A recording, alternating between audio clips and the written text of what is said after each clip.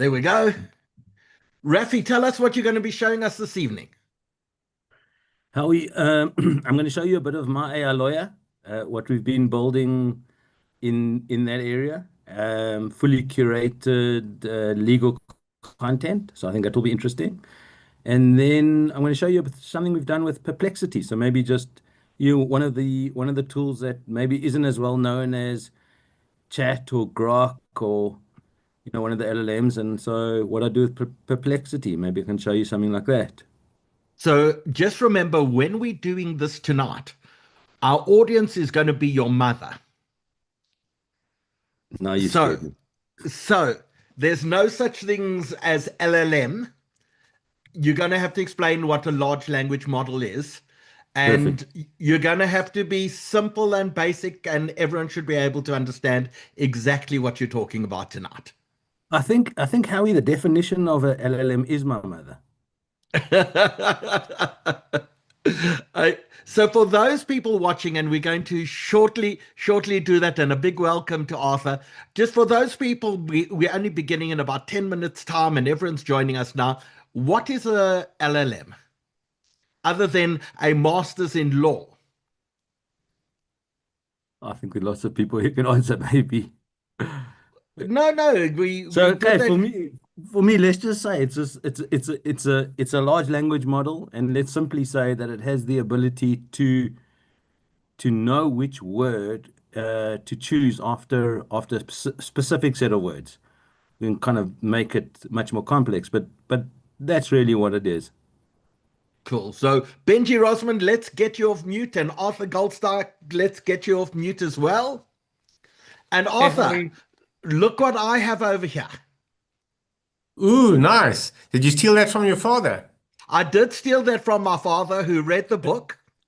I must say he hasn't yet programmed anything, but I feel he's far better equipped than me to be able to do that. Did you see how good the forward is?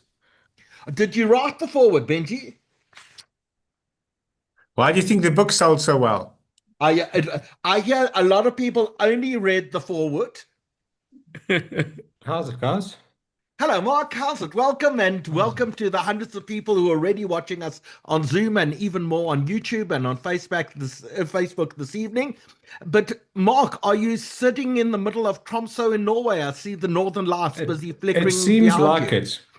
I've just installed a Mac for the first time in my life, and I've realized you can do some very cool things. So I think I went with the Northern Lights for this evening. I can tell you that I'm running a Mac over here, and I run Windows on my Mac, and people judge me terribly. Yeah, it's a little bit backwards that, but I'm trying to adapt. At 40 years old, I'm trying to move with the times. I moved from a Mac to Windows 2 years ago and I haven't looked back. Yeah, listen, I don't know how much longer I'm going to last. I spent about half an hour trying to work out how to scroll down earlier, and I've spent Yeah. my It's those entire keys, life on Mark, they'll kill computers. you. The keys are all inverted. That's ridiculous. Yeah. So, Benji, tell everyone, Wits artificial intelligence. If I wanted to go back to university, what could I go study under your guidance and leadership? Oh yeah, well, I mean that would be the place to go. So, and I'm not biased on this at all. So running things out of computer science, we've got this massive array of AI offerings, but we've now got an institute that I'm the director of, the Mind Institute, which is kind of a radically interdisciplinary AI institute that runs across the whole university. Fantastic. So I'm going to ask everyone to turn off their cameras and to mute themselves. We'll see you in 11 minutes time. And what we're going to do for the next 11 minutes is we're going to give those people who've come in a little early some sort of inkling of what has been done with artificial intelligence in the world of creativity. So we're going to be showing you some amazing videos that people have used artificial intelligence, and we'll see you at 8 o'clock.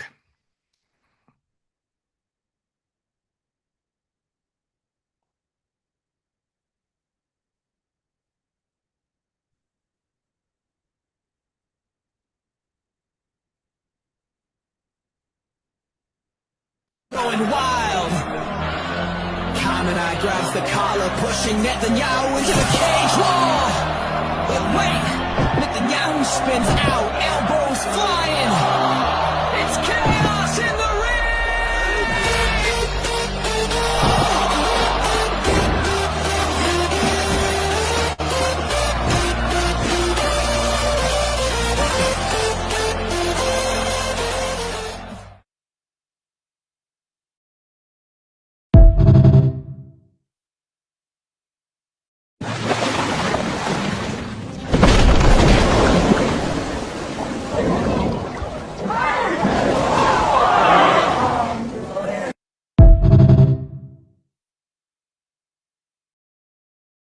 Hi, Camilla.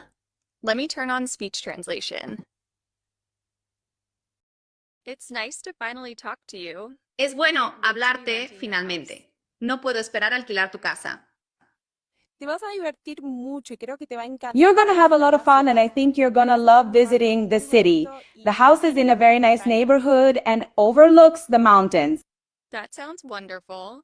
Is the house Eso suena close to maravilloso. transportation, ¿Es la or casa would you cercana al recommend transporte renting a car? público o recomiendas alquilar un coche?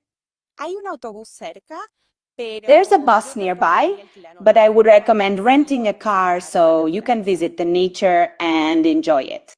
That sounds great. Eso suena genial.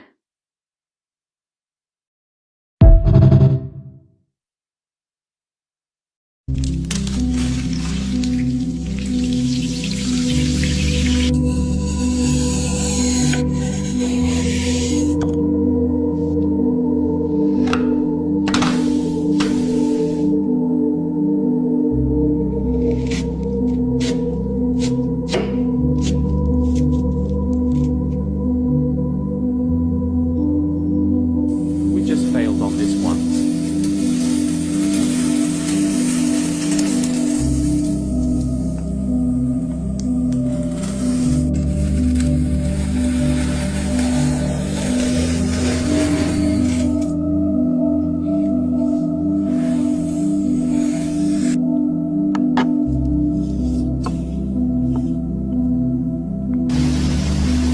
Follow for more, and let us know if we should keep the failed there.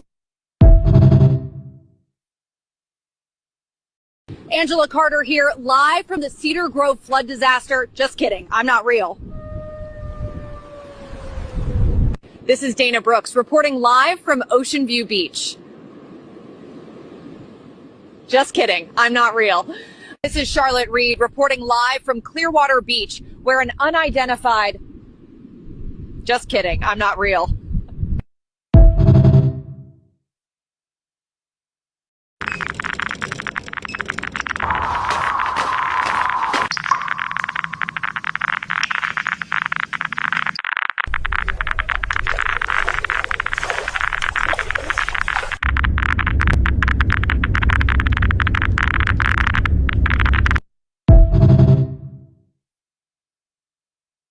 Fam, your boy David here, about to yeet this little stone at Goliath and see what happens. Okay, so I told y'all to trust the process, but no, y'all wanted to stay in Egypt stacking bricks. Yo, it's Shadrach. This random dude just showed up. It's getting lit in here. I got the horses in the back. Horse tack is attached. Hat is matte black. Got the boots that's black to match. Day 2 in the tomb. No Wi-Fi, no snacks. Just kind of waiting for God to respawn me. You know I'm a daddy's boy. He's got me in this Technicolor drip. Brother's so jelly right now. They're looking a little sus. I'm supposed to say that God got me pregnant? Yeah, there's no way my parents are buying this story.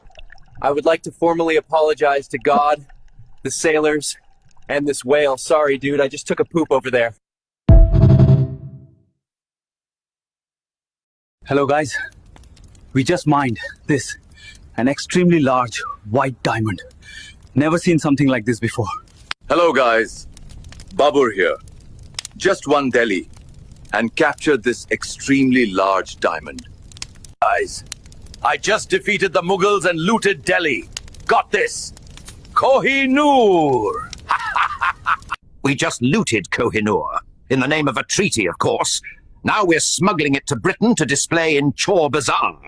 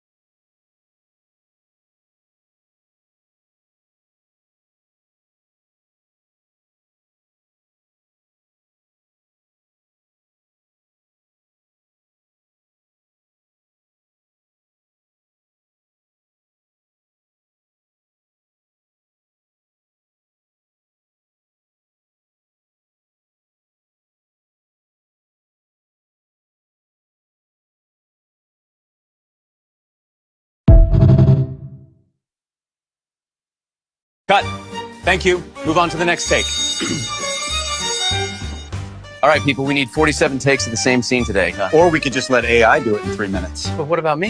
Yeah, that's the big question, isn't it? What happens to all of us? When budgets drop from 50 million to 50,000 per film, amazing for us. But wait, What about our job? Who's going to negotiate our contracts? I mean, if they can scan my face, they can just scan my makeup too. Exactly, but who's going to tell the stories then? Who's going to write the scripts? AI can already do plots, dialogue, character arcs, the whole damn thing. But can it write this? Can it write real emotion? it can simulate emotions pretty well, actually. Can it understand timing, rhythm, that feeling when you cut at exactly the right moment? But it can edit 100 times faster than us. Sure, but what's the point of speed if we lose the soul? If we lose the art? This sunset, can AI really understand why it's beautiful? Can it feel how But it can simulate it perfectly. Yeah, but why do we do this? Why do we Make movies, to entertain, to make money, or because we have something to say? Exactly. But if AI can say the same thing, faster and cheaper, Then what's the point? maybe the point isn't efficiency. Or profit, but humanity. And why do we tell stories? I guess that's what we need to figure out.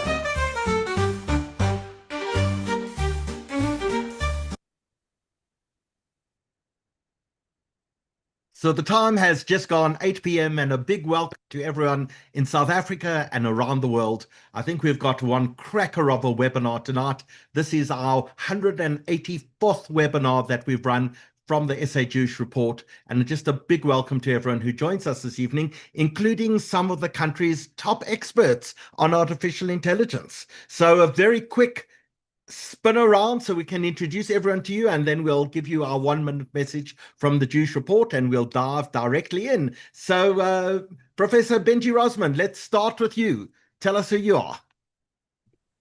Hi, Howie. Hi, everyone. Thanks for joining us. Yes, I'm a professor at Wits University in computer science, where I work in all sorts of things, AI and robotics. I run the Robotics, Artificial Intelligence and Learning Lab. I run Wits's AI Institute, which is the Mind Institute. And I've started a number of kind of Pan-African AI initiatives. I've been a co-founder of the Deep Learning Indaba, of Lalapa AI, and I'm also a fellow of the Canadian Institute for Advanced Research. That sounds enormously impressive, but Arthur, I'm sure you can outdo that. So not only are you the author of this book, which is about to bring out its 2nd edition, and the color changes, I understand, to blue. Tell us a little about yourself. Give us the one-liner. The one-liner in the AI context is that I've been researching and writing about AI for about 10 years now, but always had a fascination since I was a kid reading science fiction. So AI becoming mainstream is like a dream come true for me, and certainly a childhood dream come true. I run a company called Worldwide Works, which is a boutique market research agency looking at technology uptake across the African continent. I publish an online magazine called Gadget at gadget.co.za. Go there now, read it. And I'm also a professional public speaker, and I was president of the Professional Speakers Association of Southern Africa last year. And that means I get away with talking a lot. Fantastic. And Dale Imerman, I trust you join us from Barrydale is my guest. Tell us a little who you are. Yeah, absolutely. Well, I'm Dale Imerman. Weirdly, my first job out of school was being the webmaster of Arthur Goldstuck's Gadget online magazine. But more recently... Who would be stupid enough to employ you, Dale? Well, I can name 3 people. Including me. Including you. Yeah, so I am the Global Vice President of Immersive Technology and AI for a business called WPP. We're an advertising holding company. Some listeners may know some of our brands like Ogilvy and Mather, Hogarth, WPP Media, Grey, AKQA. My role is to work very closely with AI technology partners, co-create solutions for customers, really in the world of communication and advertising and marketing. I'm a technology evangelist. I have also been waiting for this AI moment since as long as I can remember. I'm a faculty at a few different universities, and I sit on the board of NYU's Metaverse Council. Marc du Plessis, let us unmute you. Can you match any of these guys? Because you actually get your hands dirty. Yeah, I definitely can't follow after those ones. But yeah, from my side, I've been in technology my entire life, even before it was actually a job. In fact, I remember spending school breaks literally playing computer games with Benji while everyone else was out socializing. You know, we were sitting playing computer games during our break. I've spent my entire career pretty much in IT, mainly in product management and product development. Kind of started within the networking space, and this has now kind of evolved into what is now AI. So, you know, a strong background with product development.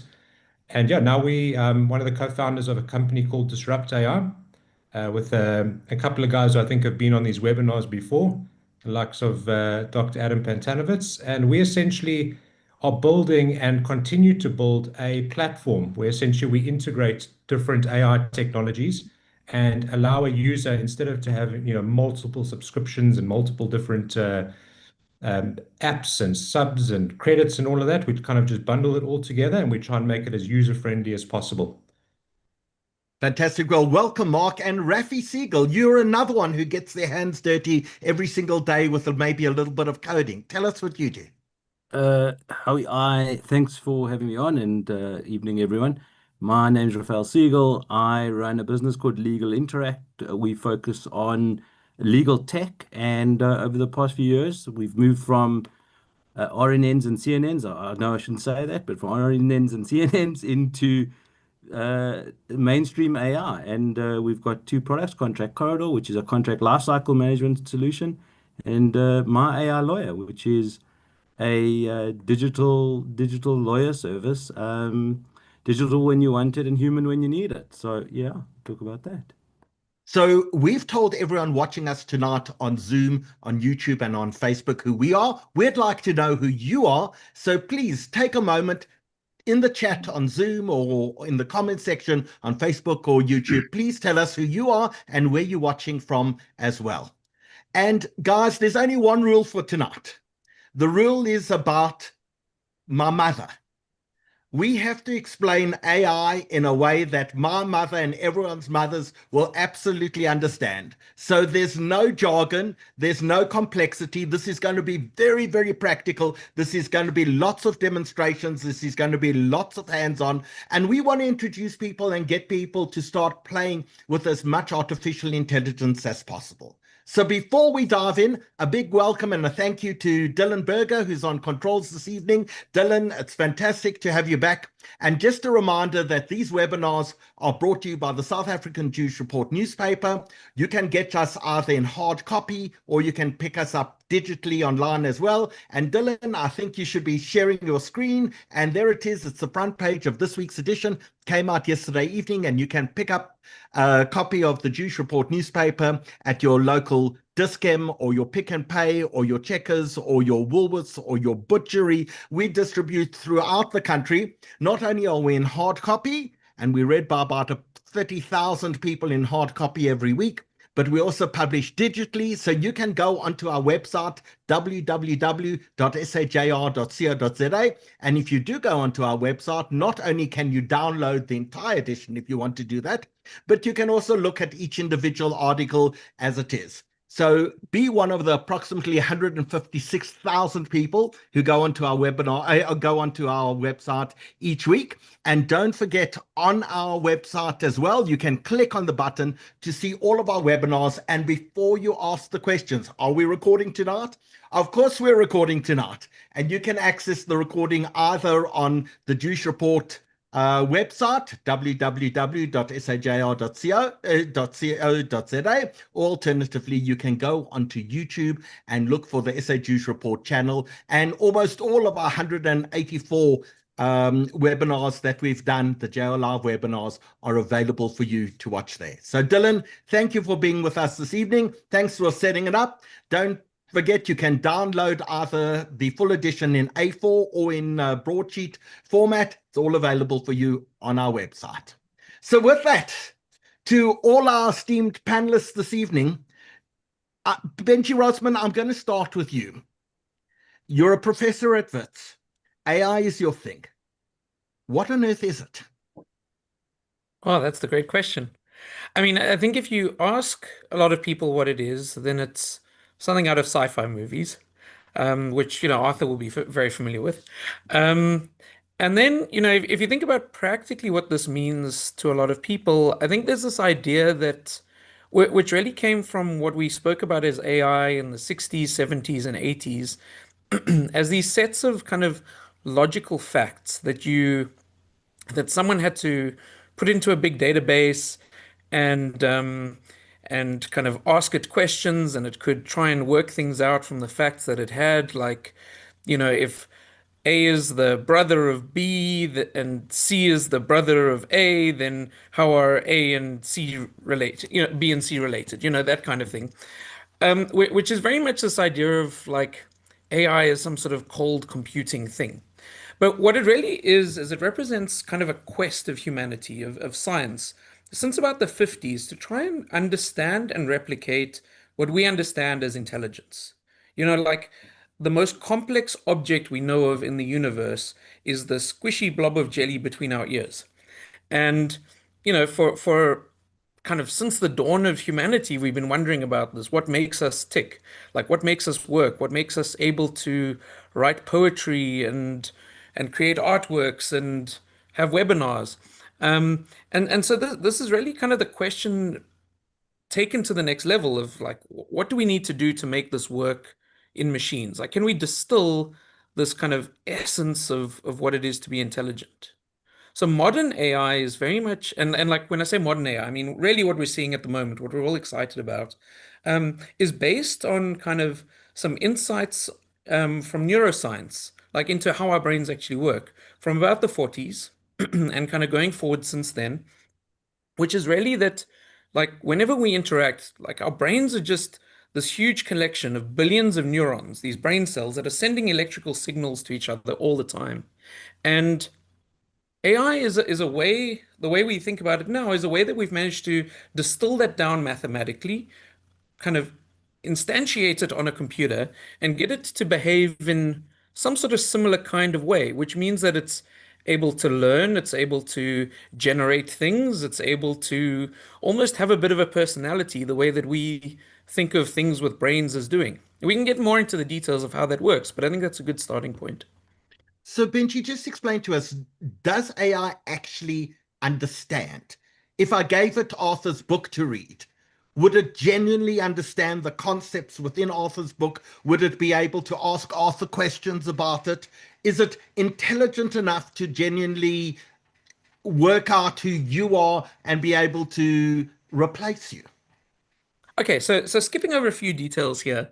The kind of magic of all the AI that we talk about now, the ChatGPTs and the Groks and all of that, is through something called LLMs or large language models, which are, we skip the details, but they're these big kind of brain-like things, these networks of artificial neurons, and really their job is to predict the next word. So they see some text you've written and they've got to start generating some text in response to you, and each time they're generating one word at a time, or what we call a token. Now, there's more kind of details to this, but if we just take it at that level, at that kind of surface description, it doesn't sound like something that does that just generates a word at a time would be capable of understanding. But I think philosophically, this comes down to what do we mean by understanding in the first place? If you've played with any of these tools, you'll see they actually kind of have a good understanding, which is weird to think if it's just a next word predictor.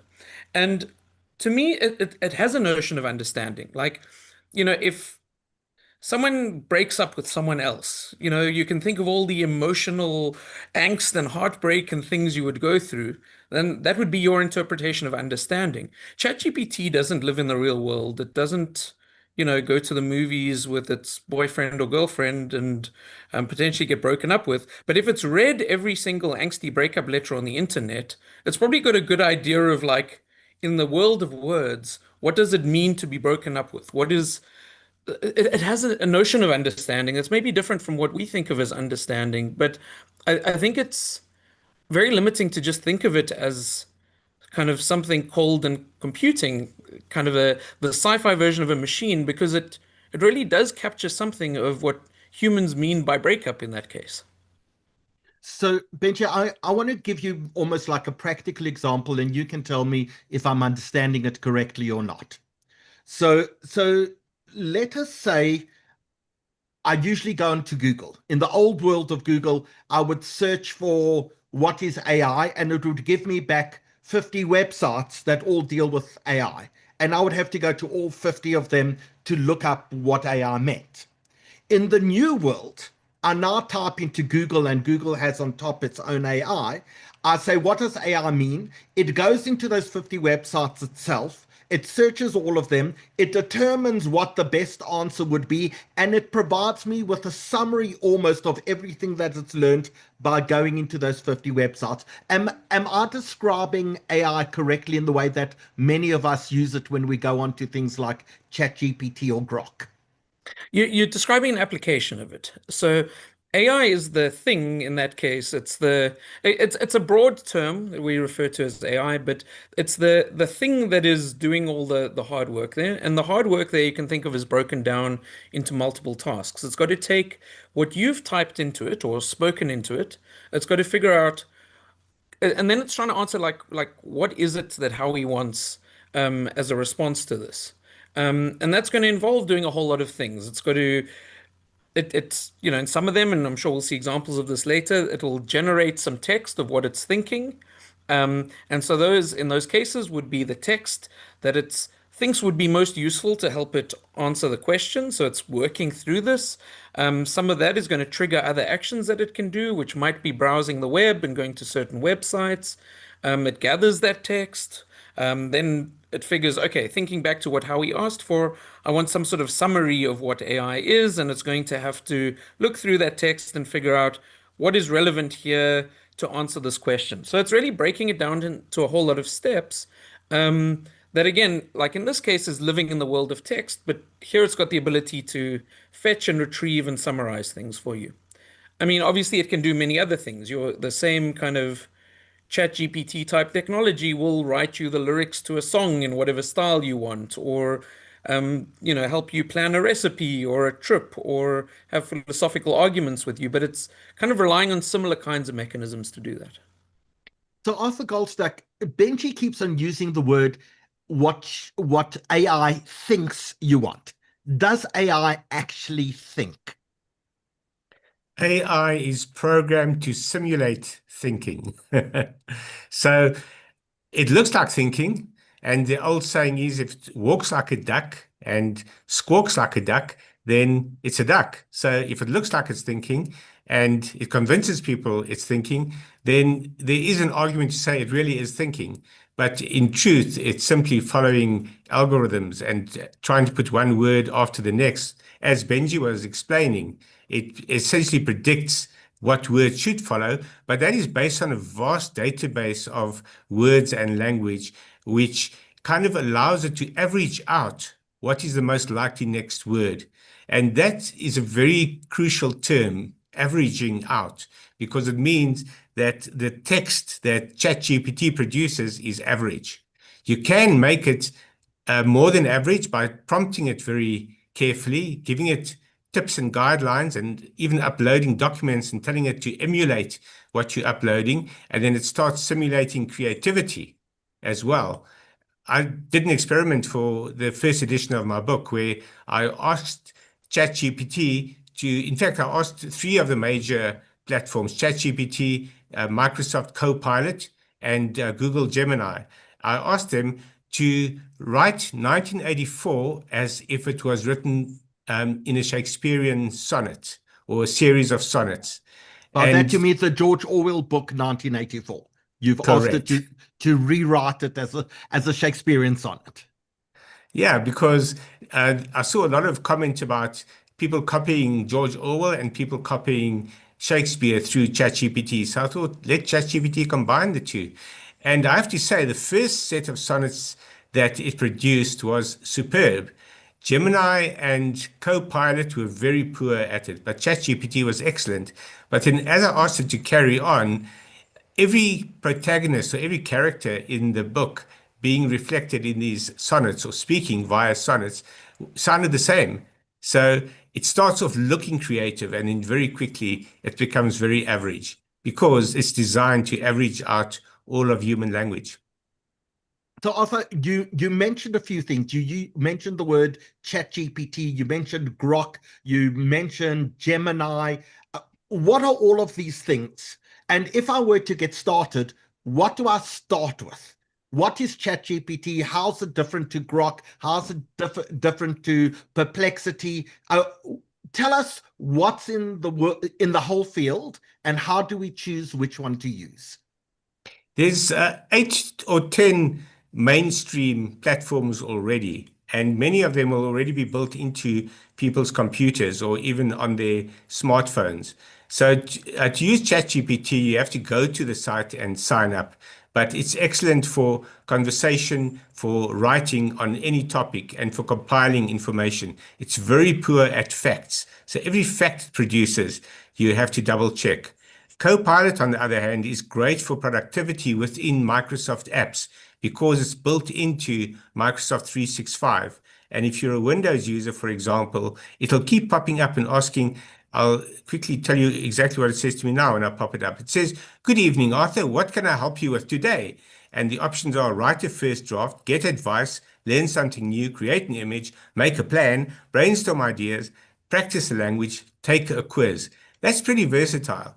And it'll do a pretty good job at all of those. It won't be very good at facts either because it also hallucinates. That's the term for making up information, inventing it, because it's predicting words. It's not predicting facts. However, my favorite trick is to get ChatGPT to write something and then to paste it into Copilot, Microsoft Copilot, and ask it to fact check this piece. And it catches every error that's made by ChatGPT. So you actually have to play them off against each other.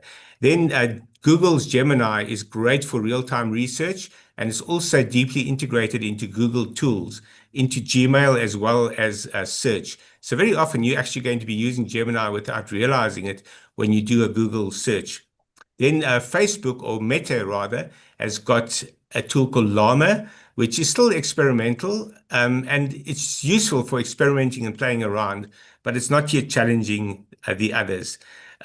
You've probably heard about DeepSeek because that was the Chinese large language model that emerged in January. and turned out to be almost as good as ChatGPT. But instead of spending $6 billion building it, they spent $6 million or the equivalent thereof. And that sent the entire stock market into a tailspin because people thought that's the end of AI, not realizing that AI requires massive resources to truly work well. But still, DeepSeek is great for multilingual purposes, and it's excellent at maths. It's been one of the most highly rated platforms for doing mathematical calculation. And it can do some of what ChatGPT does as well, and Gemini, in generating articles or content. However, it is heavily censored. It will not produce anything that is critical of the Chinese government or that recognizes the existence of the Republic of China, i.e. Taiwan. So you've got to be very careful with the built-in political bias there. Then you've got Claude from Anthropic. It's the one that's got everyone very excited because they operate below the radar a lot of the time, and every now and then they announce a major new investment.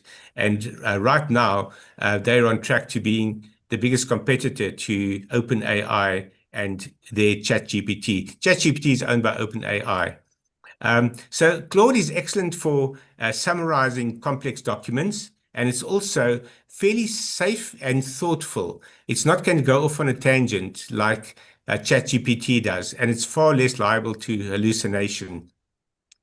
Perplexity is quite a popular one amongst those who know how the different tools work, and it's great for citation-backed factual answers. In other words, it'll tell you where it got the answers from, and it's good for real-time web search. Something I should just mention, if you're using the free version of ChatGPT, then it doesn't have live access to the internet. It only has access to its database of language. The paid version, which right now uses something called ChatGPT 4.0, is not expensive, but it has live access to the internet. You just have to be very careful of where it sourced the information from. And then you've got Grok, Grok, which is Elon Musk's platform from his division, I suppose, called XAI. And it's great for insights from Twitter, which has been renamed X. A lot of the old timers still insist on calling it Twitter. It's good if you want edgy, uncensored responses within that Twitter ecosystem, but that you can translate what I just said into it's toxic, it's racist, it's anti-Semitic. And if you're going to use Grok, double check everything that it tells you with the other AIs. But the simple rule is what you produce in one platform, you should fact check in another platform. So for Arthur, someone who hasn't played before, let's give them one recommendation, just one thing that they can start with, and tell us if it's free or if it's paid for. If you are a subscriber to Microsoft 365 and you use the Office tools, then try Copilot. It's there waiting for you. It's in your system. You probably don't even realize it's there. The current taskbar on most Windows machines, if you're up to date on Windows, will actually have a little button for Copilot in it. The second one is Gemini, because if you are using any Google tools, then you don't have to log in, you don't have to create an account. And only then should you consider ChatGPT once you've tried the others. But I have to say ChatGPT is the most user-friendly in general. So if you want to go through the trouble of registering a ChatGPT account, it's free, then by all means start there first. The beauty of ChatGPT, and maybe we can go into that later, is how many specialist variations it has for very specialist purposes, but we'll come back to that. So I want to ask the others, are you all in agreement with Arthur on where you start? Dale, tell us if someone were to begin, where would you like them to begin? What's the easiest to use? You need to unmute, of course. Yeah, I need to unmute. And of course, I'm in agreement that if you are already using an existing platform that offers a tool, the logical choice would be to use the AI that accompanies that tool. I think the most accessible to probably the broadest group of people listening right now would be Llama. And while it is not the most advanced model, it is the most accessible because it exists within apps like Instagram, Facebook, and WhatsApp, which I'm pretty sure all of us use at least one of these apps every single day. And how you access that is simply typing in the search bar of any of those applications. You can ask questions, you can input information, and you can even generate some imagery and that sort of thing. So that would definitely be another starting place to consider. So Montine says she loves ChatGPT, and Lionel Greenberg says try monica.im. But Raphi, for someone just starting off, where would you tell them to start? Yeah, I think the guys have said it. Copilot's pretty good if you're on Microsoft. Else, chat's great. And if you've got a legal problem, go myailawyer.co.za and go to. We'll get on to practical ones in a second. But that's where I'd start. Mark, where would you start? Yeah, listen, I mean, every single platform that's been mentioned has merits. For me personally, just in terms of the ease of use and the way it can, just help you automate some of your daily tasks. For example, you write an entire email, but you don't want to worry about, spelling and the tone of voice and who you're speaking to. I'm personally a fan of ChatGPT. I think when it comes to the ease of use and the output in terms of the imagery that's recently been updated with the new release of 4.0, I think for me personally that's best. But I think anyone that's mentioned here, you can't go wrong. I think as a starting point to learn AI, it's just about exploration. It's about going into that UI, asking questions, and seeing what comes back. So instead of you having to spend 3 hours to go and find all of this information, it'll come back with the summarized version for something to you to apply your brain, as opposed to spending the 3 hours of your brain trying to find the info. Benji, the one question, or one thing that Arthur mentioned was that some of these AIs do something called hallucinate. They give incorrect information. And I think all of us have read articles that lawyers have stood up in court and they've had case law, which they've quoted to the judges because they've used ChatGPT, and ChatGPT or one of the other models has made up cases. And the lawyers have gotten into trouble. And I want to use a practical example of this. The way I test each of them is I say, tell me how much you know about Howard Sackstein. Tell me about Howard Sackstein. And I then compare them, all the different ones, to see who gives me back the best answer about myself. And when DeepSeek, the Chinese one, came out, I said, tell me about Howard Sackstein. And the answer came back, Howard Sackstein is CEO of Hoskins Consolidated Industry, involved in the gambling and hospitality industry. And it gave me a description that was actually Johnny Copeland. It got the complete wrong person. I have no idea. But so, Benji, should people be a little careful and worried at this point in time about the answers that these models give back? So this hallucinating point is interesting because especially when kind of ChatGPT exploded onto the scene, I guess kind of 2.5, 3 years ago, people, this has been one of the things they say. Everyone says, yes, but it hallucinates, so we can't take anything it does or says seriously. What it's doing there is interesting because it's kind of evidence that it's not just sticking things together necessarily from databases. It's actually, again, it's kind of running something through its artificial brain. Everything it produces hasn't been copy pasted. It's been kind of generated. It's got a process internally where it's deciding what word to choose one at a time through all these mechanisms. And, with all this complexity, it's got billions of these neurons that are firing, sending electrical signals to each other. It's emulating that whole process. And weird stuff can come out, but this is true of humans as well. And what's interesting is when we talk about AI, there tends to be this idea that it has to have 100% accuracy, or it's useless. But in reality, what human has 100% accuracy on anything? I mean, everybody hallucinates some stuff. I mean, sometimes we call that dreaming, other times we call that politicians. But, everybody, to some extent makes things up. And fills in the gaps sometimes, and actually there's well-studied phenomena that human brains do this all the time. There's multiple cognitive science tests where they'll kind of show people things like a picture of a picnic and ask them what wine was at the picnic, and 50% of people say red and 50% say white, but there was no wine actually in the image, that kind of thing. So people do this all the time. Um, and again, it's because of the way that technology works. So what you'll often hear is they'll come out with a new version and they'll say it's less likely to hallucinate, but they'll never be able to say it can't hallucinate because that's how it works. On the other hand, this kind of tells us that it's doing something creative, which I think is also quite cool. But with your examples with, say, the lawyers that you mentioned and so on, I think really the way to think about these tools is imagine you've got like a ridiculously competent intern who's got several PhDs and has studied all these different disciplines, but has like zero experience of the real world. So is overly enthusiastic and incredibly naive. And if you said, go find me all the case law on something, you'd probably want to double check what it gave you before standing up in court and presenting that. That's kind of the failure of the person using the intern. And so I think we've got to think about AI in a similar kind of way.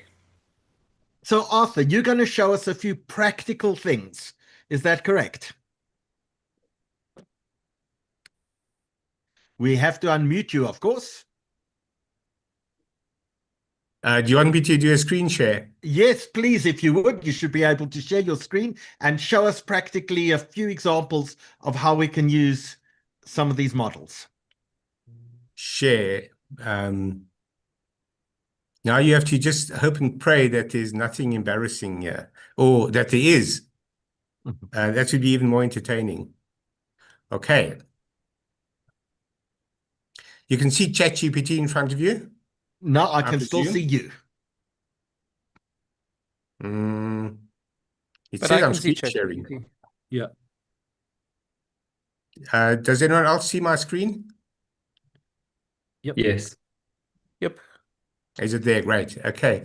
So this is the paid version of ChatGPT.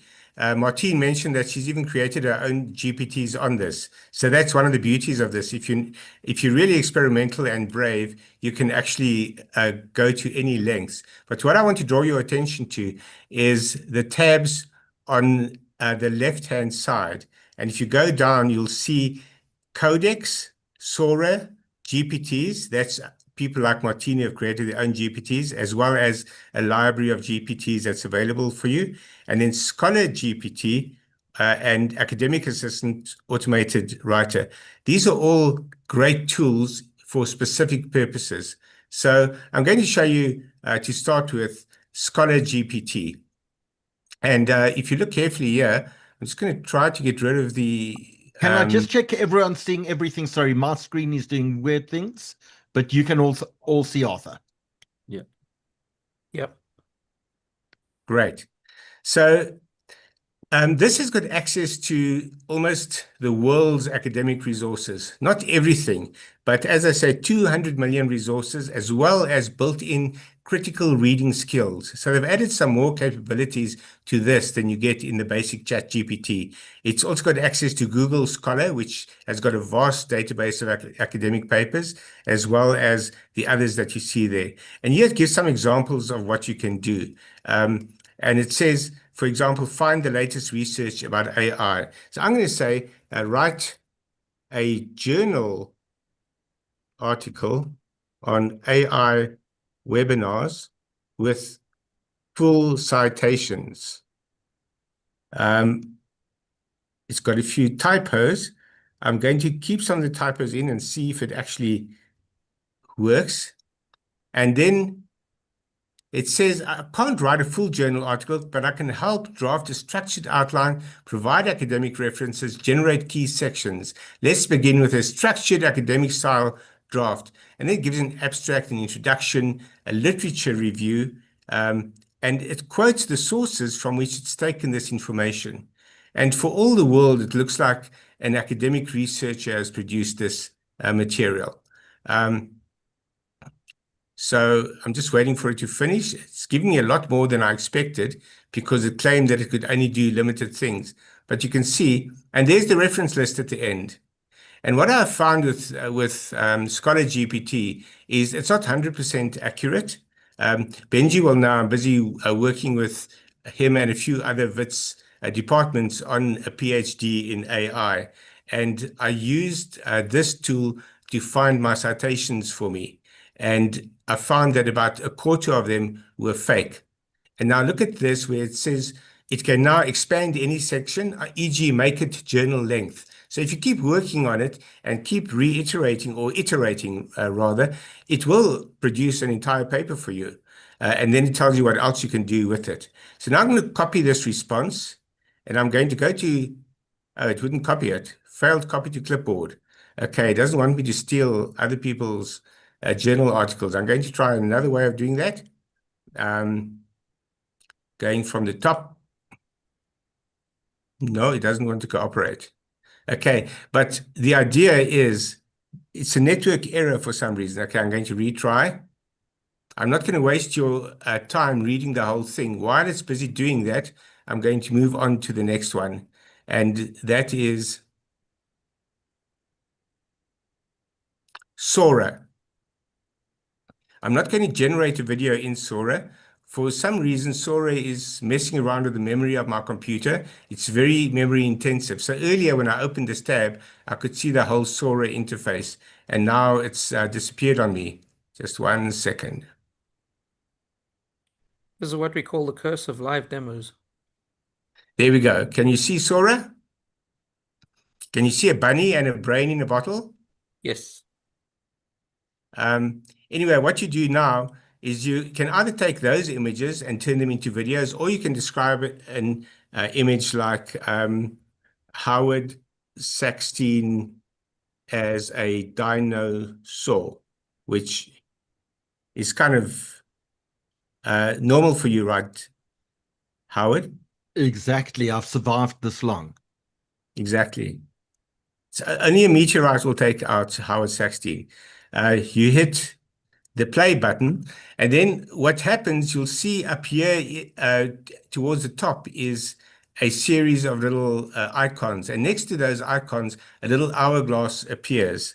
You can see next to the text that I wrote, there's a kind of an hourglass turning. Normally, it appears for me at the top, and that's basically it's working on creating the image. What you can then do, you see the menu on the left-hand side, and you can play around with those menus to create a video out of your image.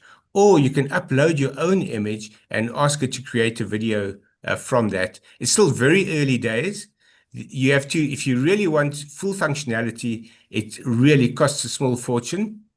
Now it says added to queue. So it's very heavily overloaded because it's not the premium version. So everyone is trying to generate material on here. And you can now see that little hourglass. It's going to take a long time to produce the video. But if you have patience, then Sora is one of the most accessible image and video creation tools, combining image and video creation. Then from there, I want to take you to Codex, which is also part of ChatGPT. And what it tells you here, it's a cloud-based software engineering agent that answers code-based questions, executes code, and drafts pull requests. So what it's really saying, to translate that, it will write code. It will make the code writer or the code developer or the programmer redundant. I'm just kidding, it won't. But it helps them produce their work a lot more quickly, and also to check that their code is accurate and there aren't errors. And it's become a major resource for developers to make them better, not to replace them. So those are three of the key ChatGPT functions. We're quickly going to see what's happened with my journal article. It still says a network error. It still won't let me copy. But if I were to copy it, I would then paste it into Copilot and ask Copilot to double check the references for me. I would then also ask Copilot to tell me what's flawed in this paper, because there's always flaws. It's not an expensive model. It's a $20 a month tool that I'm using. So I can't expect it to do the work of Benji Rosman yet. It's far below ChatGPT or Scholar GPT's pay grade. Then quickly, a couple of other tools that are not ChatGPT that I'll show you. The one is Otter.ai. Now, this started off as being a fantastic tool for transcribing interviews. It changed my journalistic life around 5-6 years ago, where I no longer had to listen to a recording of an interview and painstakingly transcribe it.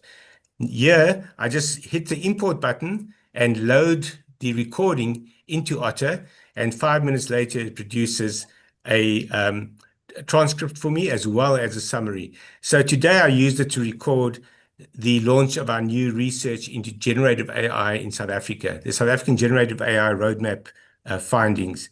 And if I go into that, we hope that Hourglass doesn't take too long. But what you'll see coming up is the transcript itself, full transcript, with the graphs that I was presenting in my presentation of the findings. So this becomes essentially the record of the event that I presented. But what's incredibly useful on this, next to transcript, is a summary button.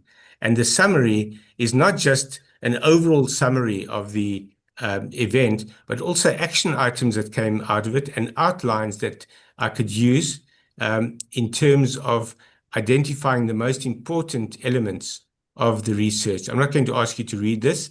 It will be reported in many newspapers tomorrow, and you're welcome to contact me, email me for the full report. It's been sponsored by Dell and Intel, and they have enabled us to make it available at no cost to anybody. But here's a few nice tools. Amongst others, for example, I can export the transcript and then import it into ChatGPT and ask ChatGPT to sum it up for me or to identify gaps in the research. Incredibly useful. And then the last one I want to share with you is actually one of my favorites, which is the AI music generator. So I'll ask it to write create a song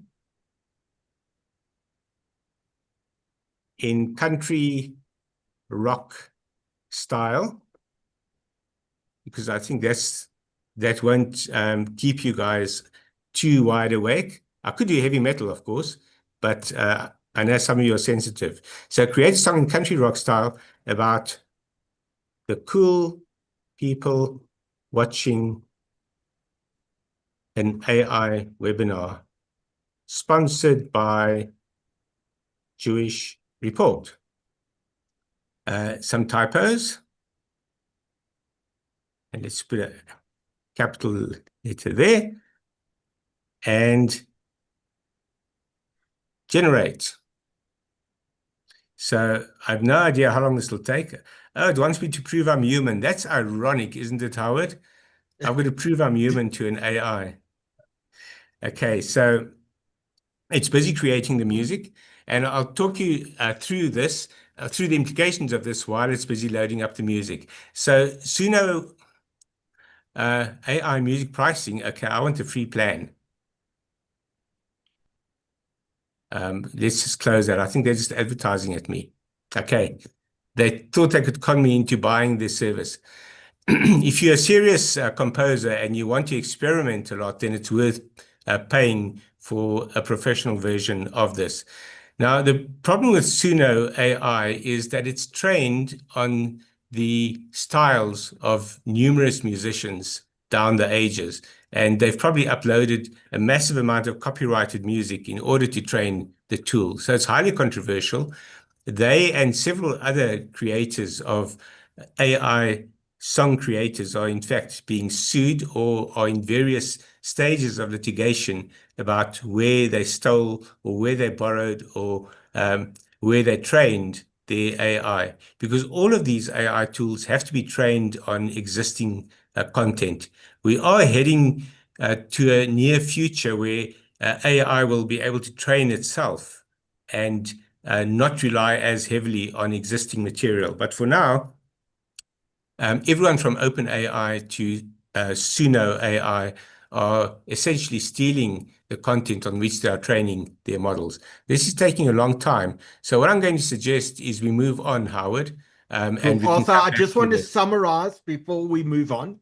So what we've seen you demonstrate is you've used ChatGPT to write a lengthy dissertation for you. You used Sora to create a video for you, to generate a video for you. You've used Otter AI to summarize a meeting, the audio of a meeting, and transcribe it. And you've used Suno to create an audio for you. And is that audio ready? I see there's 1 and 2. Yeah, it's still not quite there. Let's see Okay, what happens. we'll there we come go. back. Okay.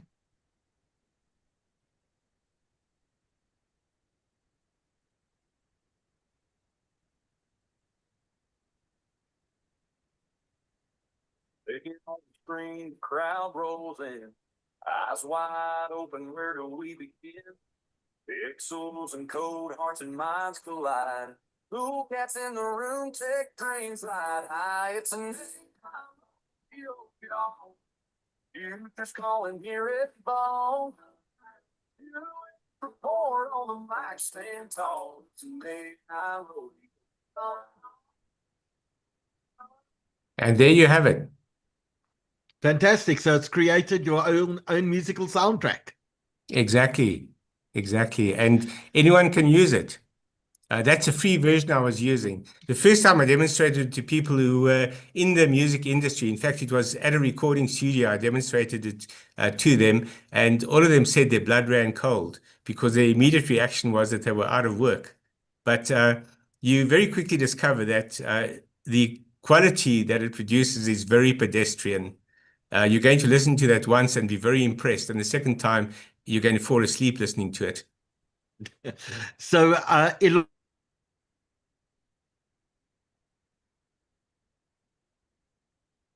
I think a meteorite just struck Howard's house.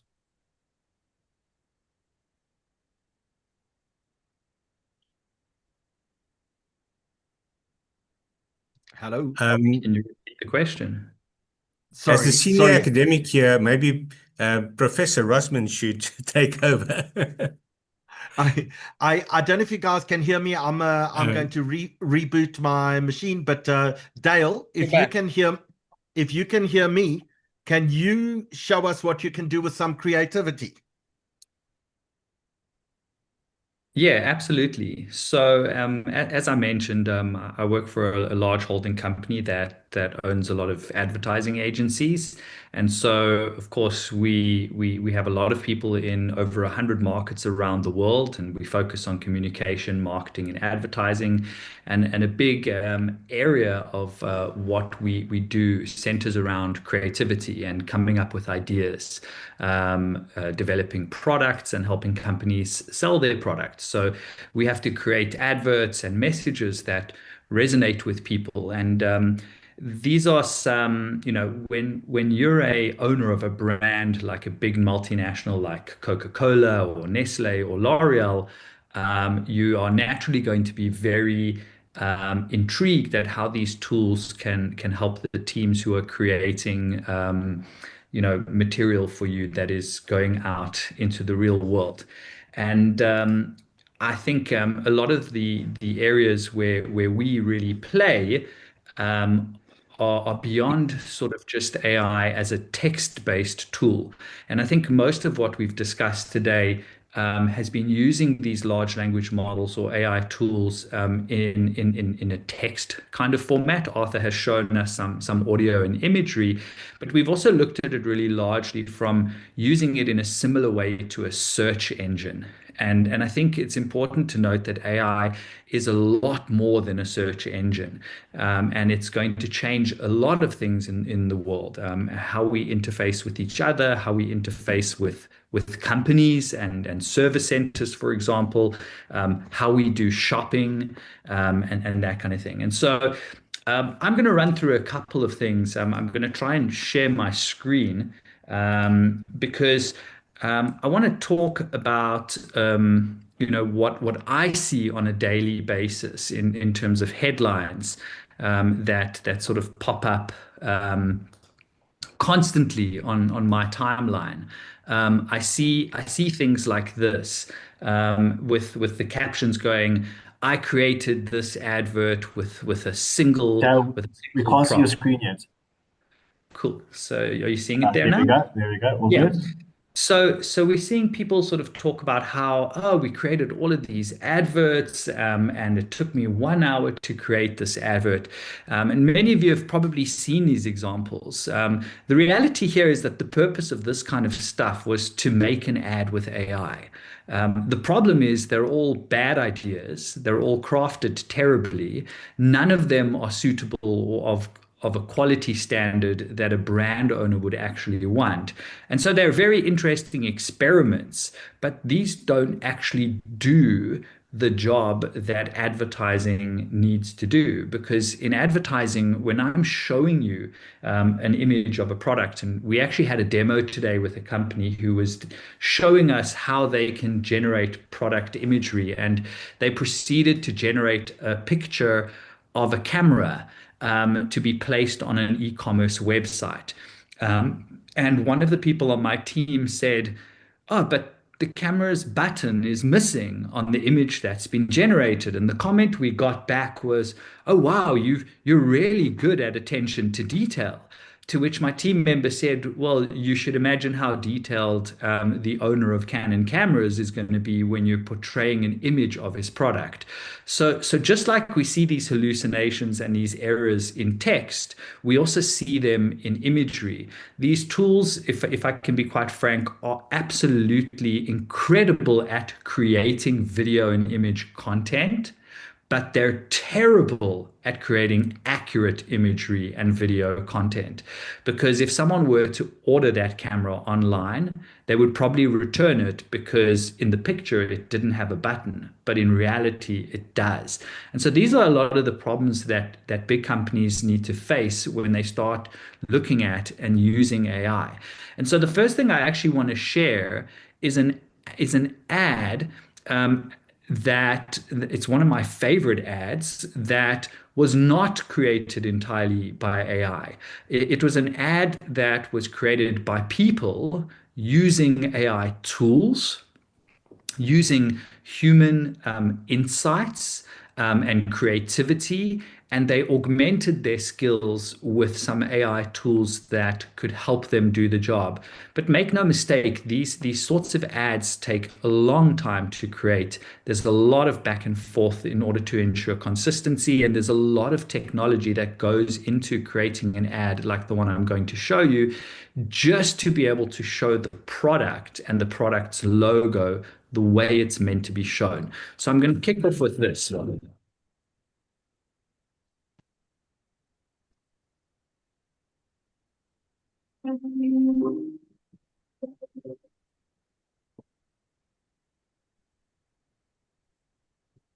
So Dale, I don't think we can hear audio when you shared the video. You just need to click on the share audio as well. Okay. Apologies for that. Where would we find that? If you click on the share button. Okay, hold on. Here's audio settings. Excuse me. If you click on share, you should see a share audio as well button.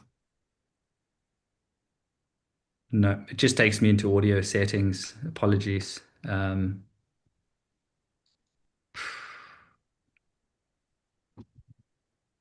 This is the problems with having techies on a webinar.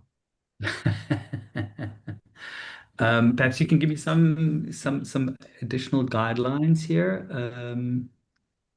Leave computer audio. Maybe unshare and reshare. Sure, that's very, very strange. Apologies. Yeah, I think stop sharing for a second. Okay. Okay, now if you would click share. Okay, so I can select what I want to share. Oh, on the right-hand side, is there not share audio? Share sound. Beautiful fidelity. Okay, wonderful. Share start. Okay, let's try that again. Oh, now it's asking me for a password in order to share audio.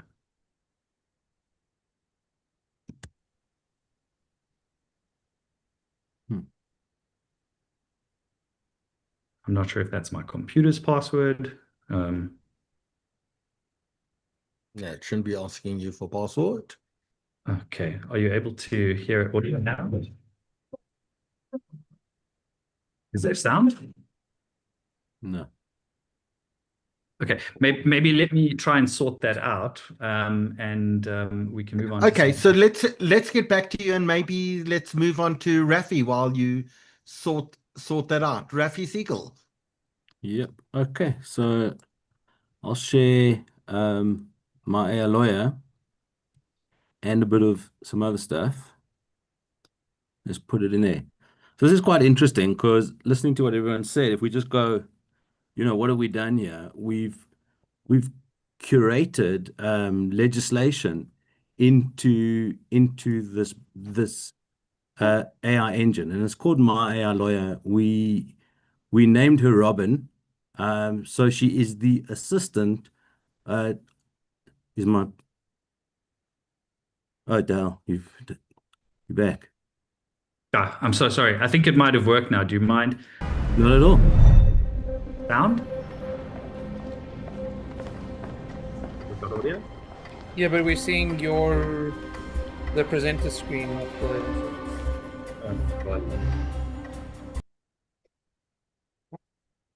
We should definitely be using Microsoft Teams for this in the future. How are we looking now? Do you see the screen? Yeah. Yes. Screen and Very good sound. sound.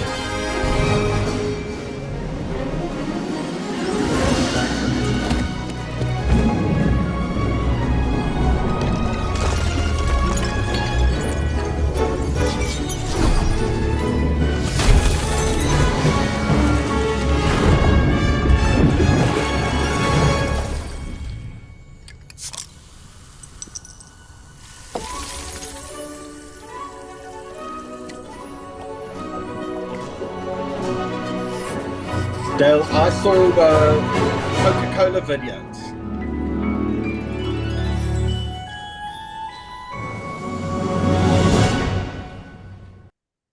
So that is an example of what I believe to be a great ad created by people who are using AI tools to assist them in the ad creation process. And this ad was created using partly traditional production, so filming people, filming a set, and then using AI to enhance the ad and bring in aspects of that production.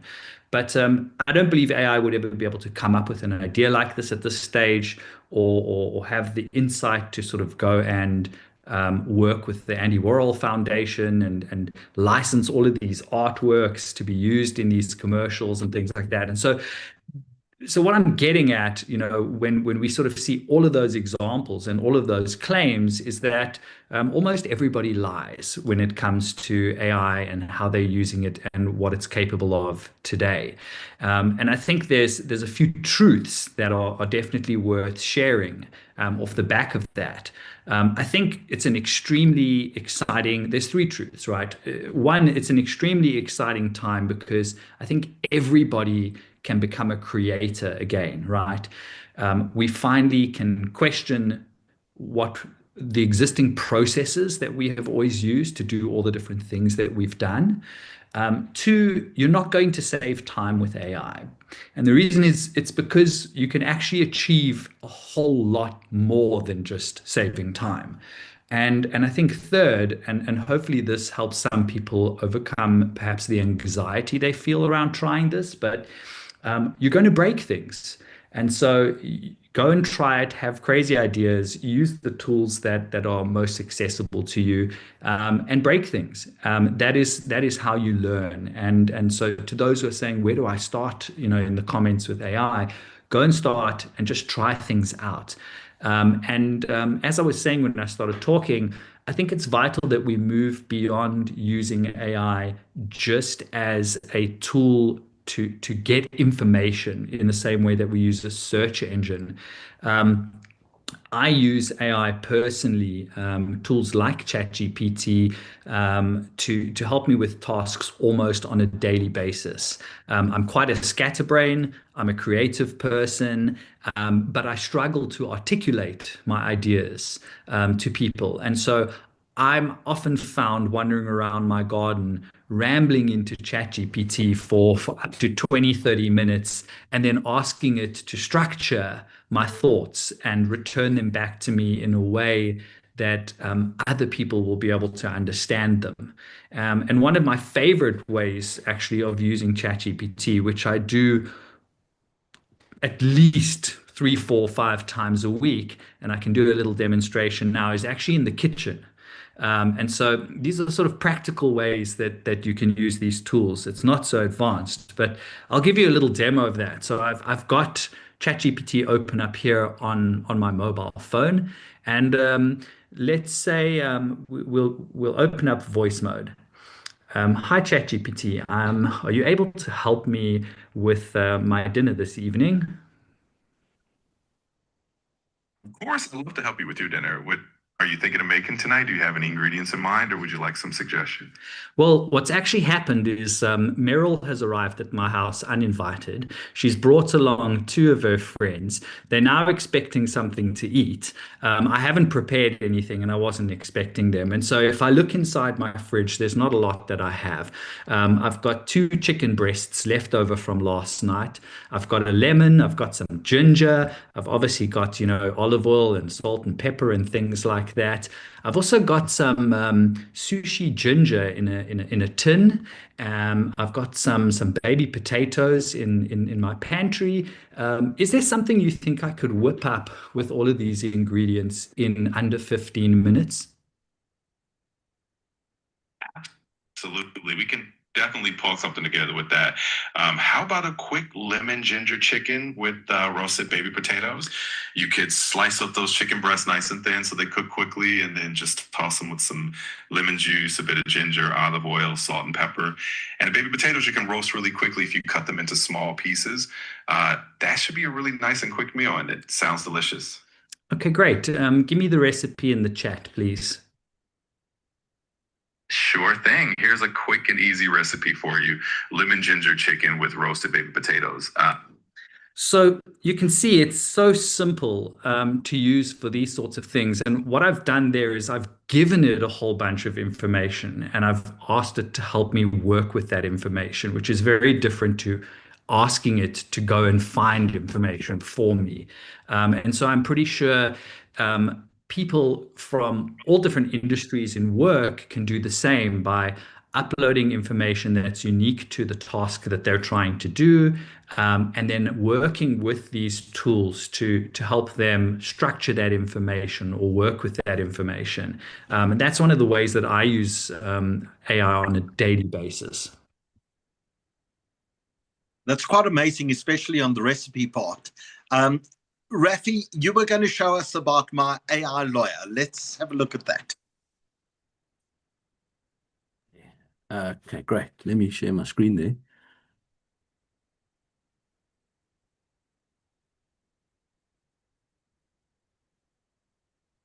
Move that over.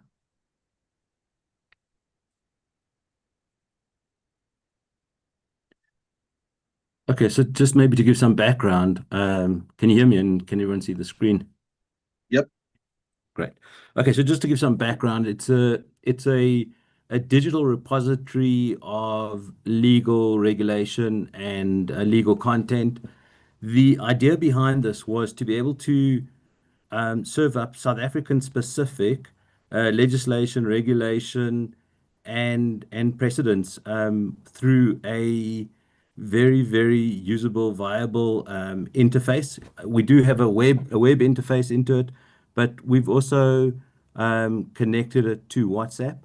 We like to say that it's digital when you want it, human when you need it, meaning that it's not an autopilot. It's a co-pilot, and so you can ask any kind of question around labor, around family law, around commercial, criminal, and it will try and have a sense of compassion and empathy when it's bringing you these answers. It's an integrated into the legal and taxes human lawyer. So there is a human lawyer in the loop. And to kick it off, let me show you. You typically go in on WhatsApp, and I'll give you the number if everyone wants it.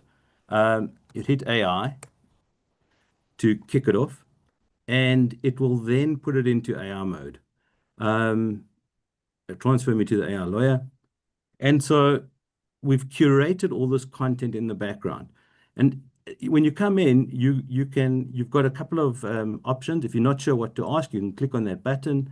It'll give you examples of what to ask. It will open up a PDF. You can open that up. And you then have the insight here about kind of what it does, how it works, some questions you may want to ask. Help me draft a letter. I'm starting a side hustle. Help me draft a will. Help me. So it's kind of got all of the information around various life events that you could ask a question on. So at this moment in time, I think we have about 90,000 questions that have come through this platform. I'm going to take this as an example. Focus on some of the matrimonial stuff. What are the legal requirements for getting married in South Africa? And so I could just paste that in there, and it'll give me hopefully a good answer. As I start to tune it up, and I think one of the team was talking about it. The more I show the stress that I'm under or the anxiety I have about something, the more sensitive this engine becomes. It's also quite smart because it uses all these icons to show stuff. So it's legal and tax services. It's got a little ring there. So it's saying, legal requirements for marriage in South Africa. Then it gives me some facts. In South Africa, the legal requirements for getting married are governed by the Marriage Act. And so you can sign up for this. There is a freemium version, so you can ask a couple of questions for free. And if you find value in it, you can then sign up for this. You can ask any kind of question. You can ask for follow-up questions from, maybe if I'm thinking of getting married, I might want to think about having a ANC, or I might want to have a will, and so it will actually start to move you through these processes. However, I think what else we've got is that you can speak to it. So we've seen already a whole bunch of what we'll call multimodal, meaning that you can see there's sound that's embedded in it, there's imagery embedded in it. We'll start to see vernac coming through. So, maybe Benji can talk a little bit about the great work they've done there. So you can ask questions in Afrikaans or in Zulu, in Xhosa, and you'll start to get answers, specifically in that language. You can have a whole thread of conversations If you want to, you could then route through to a human. If you said this helped, then what you can do is you can actually give your email address, and it will send you the whole chain of the email with your conversation. So I'll just send that through.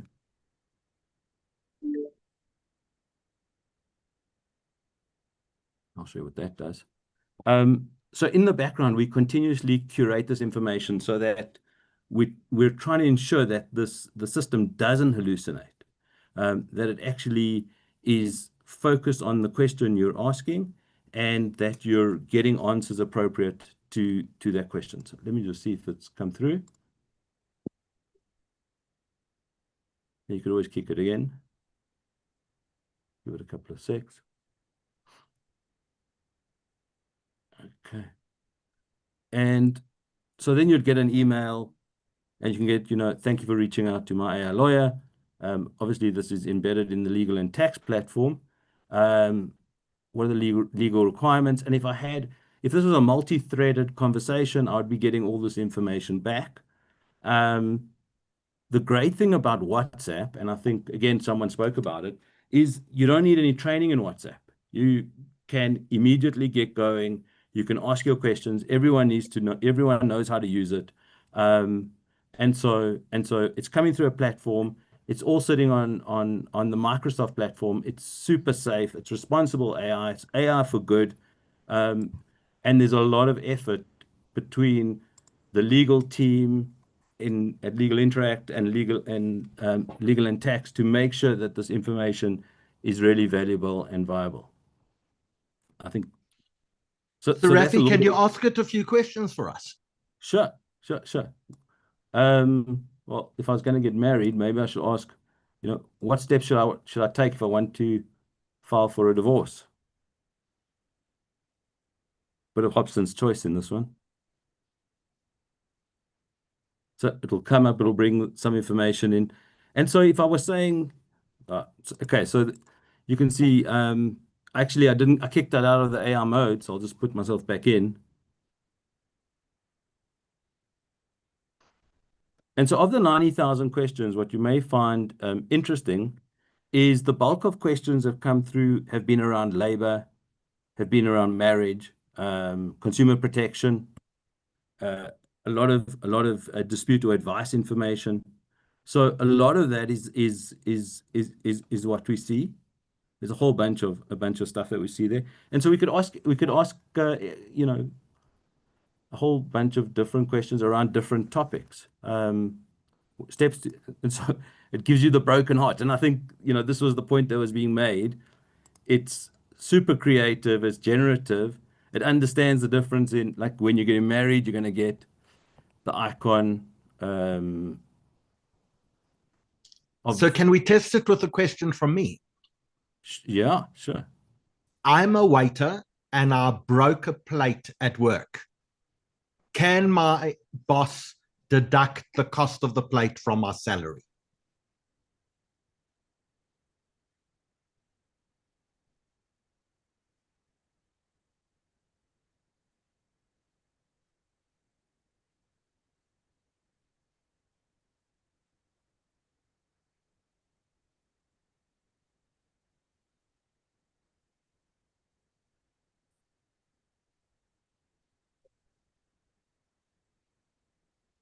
And this is live, so let's see. In theory, should it be able to answer a question like that? Absolutely. So let's see what it does. Firstly, it gives you a fork, a plate, and a knife, and says, "Can your employee deduct costs from your salary?" If you're a waiter and accidentally broke a plate at work, your employer's ability to deduct the cost from your salary may be limited by South African employment laws. Here are the key points to consider. Your employment contract, consent required, fairness and reasonableness, labor laws, dispute. And I think it might have even had needed to bring in the CPA, but I don't know if you want to go through this and kind of have a look, but you'd be able to probably say, if there was complete negligence on your side, would you be responsible for that cost? If it was by mistake, what were the mitigating circumstances? And so we'd be able to keep going through it. Like, next steps, what should you do? Review your employment contract and discuss the situation with your employer. If necessary, seek legal advice to understand your rights. And then a consultant from legal and tax can support you through this. And then you could, the example questions to go onto the next part. So I'd like to discuss the policy regarding deductions for damages at work. So I think that and you could keep going further and further through this process. And of course, when you want to, you could talk to a human and just click that button or route you through to a human lawyer. Amazing. You also wanted to show us something on Perplexity that you're working on. Yeah, so let me just, it's kind of one of the areas I work in. And I think one of the nice things about Perplexity, and let's just ask it, what can you... What is Perplexity? Arthur mentioned it earlier when he was talking about all the different models out there. Is Perplexity just another model? So I would say Perplexity is a bit of a wrapper over these models. It's curated with all citation research work that's in the background of this model. The great thing about Perplexity is you can do an easy, just a straight search for fast answers. You could do a research. So if you wanted to do a bit more deep research, you could send the system on that route. If you wanted to actually get an output, so not only tell me about Howard, and I spelled it a bit wrong, but actually generate a PowerPoint presentation or whatever it is, the lab would do that for me. Then if I actually wanted to look, I could say, well, I want to see the web. I'd like to look at the social Reddit details about Howie Saxton, so it would look at that for me. If there's anything I wanted to attach, I could bring that in there. There's one thing I wanted to see, let's just put that there, is these are the models that was being spoke about. So, you can let it to decide on which model it wants. Sono is Perplexity's model.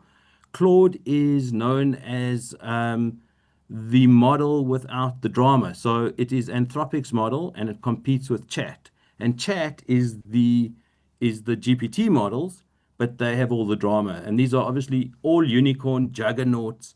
Okay, so let it go. We don't want the theory. We want to see the practicality. So let it go. Let's see. Okay. So off it goes, and it starts to see what it can tell me about Howie Saxton. And it's now running through not only the internet, but it's also going to run through social media. It's going to run through Reddit. It might run through Twitter. I could have taken the opinionated grok, and that would have come up with something very, very interesting as we ran through it. So it's going to go through here. It's still going to summarize. This is just the collection of information. It's got 11 sources at this moment. It's going to take a bit of time. Let it run through. Is this looking like you, Howie? It looks fairly accurate. Education, anti-apartheid, international advocacy, career highlights, IEC. And so what's great about this is that you actually can see the sources from where it's getting this information, which means that you can drill into it and you can actually validate without having to kind of validate or evaluate if this information is a whole bunch of hallucinations that the system's generated. So this for me is really, really helpful, because when you're trying to look at data around AI, there's, in this case, fiction is stranger than fact, because these things hallucinate. That's what they're designed to do. So it's great to be able to get to these citations. And then what you do is, based on the information, I can get to further information. And so this just helps you in terms of, building a chain of thought in terms of how do I move forward with this data. So I think that's really interesting. So we're suggesting, Raphi, that everyone goes into, whether it's ChatGPT or Perplexity or Grok, and just puts in their own name and asks what it knows about you. Exactly right. Yeah. And let's see how accurate that is. Absolutely. Yeah. We're going to come back to talk about meta glasses in a few minutes. But Marc, you've been working at Disrupt with some very interesting new technology, and we're going to play a little bit of a game. Is that correct? 100%. I think what we want to do is kind of make this interactive. So, I mean, there's been a lot of talk around, Chat GPT and image generation. So what we've kind of done is, I think for me personally, when you can call something truly AI, and I think talking to Dale's point early, is when it's easy to use. So I think a lot of these different models are in a place where I wouldn't necessarily say that easy to use, but I want to give you an example of what happens when it actually is easy to use and it's fun and interactive. And that's, I think, where do I just replace the current share? Is that not your screen we're seeing in front of you? No, that's not mine. Okay, Raphi, in which case you're probably still sharing your screen. Please stop sharing your screen.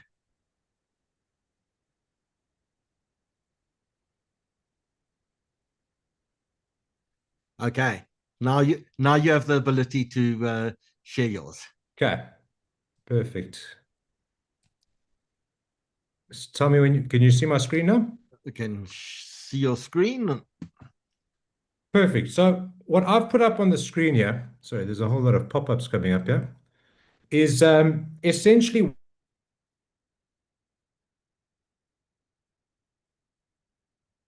I think Mark just froze.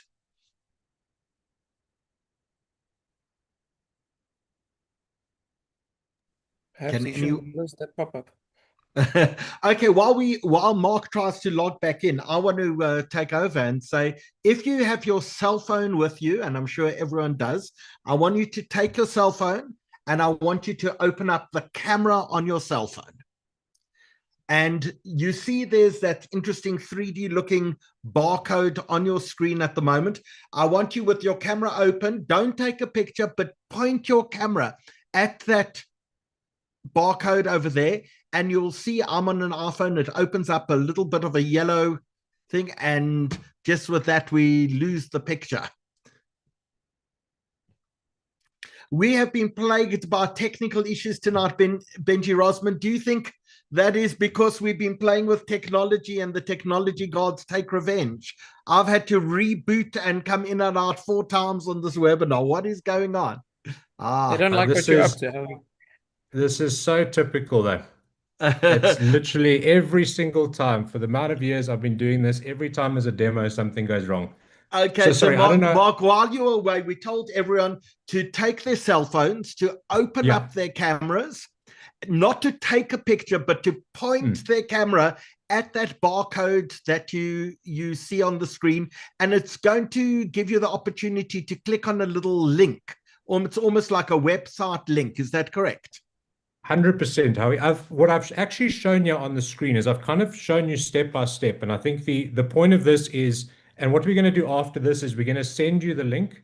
We're also going to send you the QR code, and we're going to leave it open for a good couple of days. So don't feel pressurized to get it all right now and actually get the QR code working. We'll leave that open for you. But just to show you the step of how to do it, if you haven't done something like this before, is you take your phone, and as if you were going to take a picture of your kids or your grandchildren, open up the camera. What you'll notice is once you place the camera over the QR code, if you have a look at this little camera over here, you'll see a little link pop up that's on the screen that wasn't there before. As soon as that little yellow link pops up, click on that link, and then it's going to take you to our page where it's prompting you to essentially turn you into a Jewish superhero. So the steps, I think, are very simple. It's select face. After you've selected your face. No. That's hold on. It says select face. You click on select face. Yeah. And it gives you an option. At least on an iPhone, it gives you an option. Do you want to go into your photo library, take a photo, or choose a file? I've got a lot of pictures of myself on my phone, so I'm going to click on photo library. But I could also click on take a photo and take a photo immediately if I wanted to. 100%. So I think that's the only real caveat. So as mentioned, we are going to send this out. So if you don't manage to work this out now, in your own time, when you're either at your desktop or on your phone, you can sit and go through this, but there are the options. So if you are using your cell phone, or anything that has a camera, you can click on camera and take a photo of yourself. As how we mentioned, if you've got a photo in your library, go in, upload it. The cool thing with this is go wild. I mean, if you want to take photos of family members, of yourself, go in, play around, and we just want to show you the ease of use of where, in my opinion, AI is going. I think in some areas it's already there. For example, being able to do what we do here. So for those of you that haven't done it yet, I'm just going to quickly show you an example of what you're going to get back. So once you've once we've taken the photo, and then underneath says pick a theme. So we click a theme, and it's called the SAJR Sentinel Select. And it's asking me for my name. So I'm just going to put my name and my last name in. And it's asking me for a phone number. The only reason it's asking me for the phone number is because it's going to send me something. And it's also asking 100%. For my email as well, because it can mail it to me. And then I'm going to click on Create Hero. 100%. So I think, the best thing is put in all your information, put both your cell number and your email, just in case. I mean, obviously it being technology, it might send to one and not the other. And if you don't receive anything back within the next, let's say 30 seconds, there could have been an issue in terms of the picture that you've uploaded. So as we've mentioned, many times before in this webinar, is go try again. The whole point is trial and error, and to learn something. I mean, it's essentially, if you weren't brought up with technology, it's a learned skill. I mean, I can give you a prime example. I was actually telling Howard earlier, is I've been on a computer my entire life. So since I can remember, I've used a computer, and I've recently switched from a default computer, the one that uses Windows, to now a Mac, an Apple Mac. So for those of you that aren't technical, it would be like going from driving a BMW to a Mercedes. And I'm not that proud to say, but I spent about half an hour earlier just trying to work out how the hell do I scroll down from one page to the other.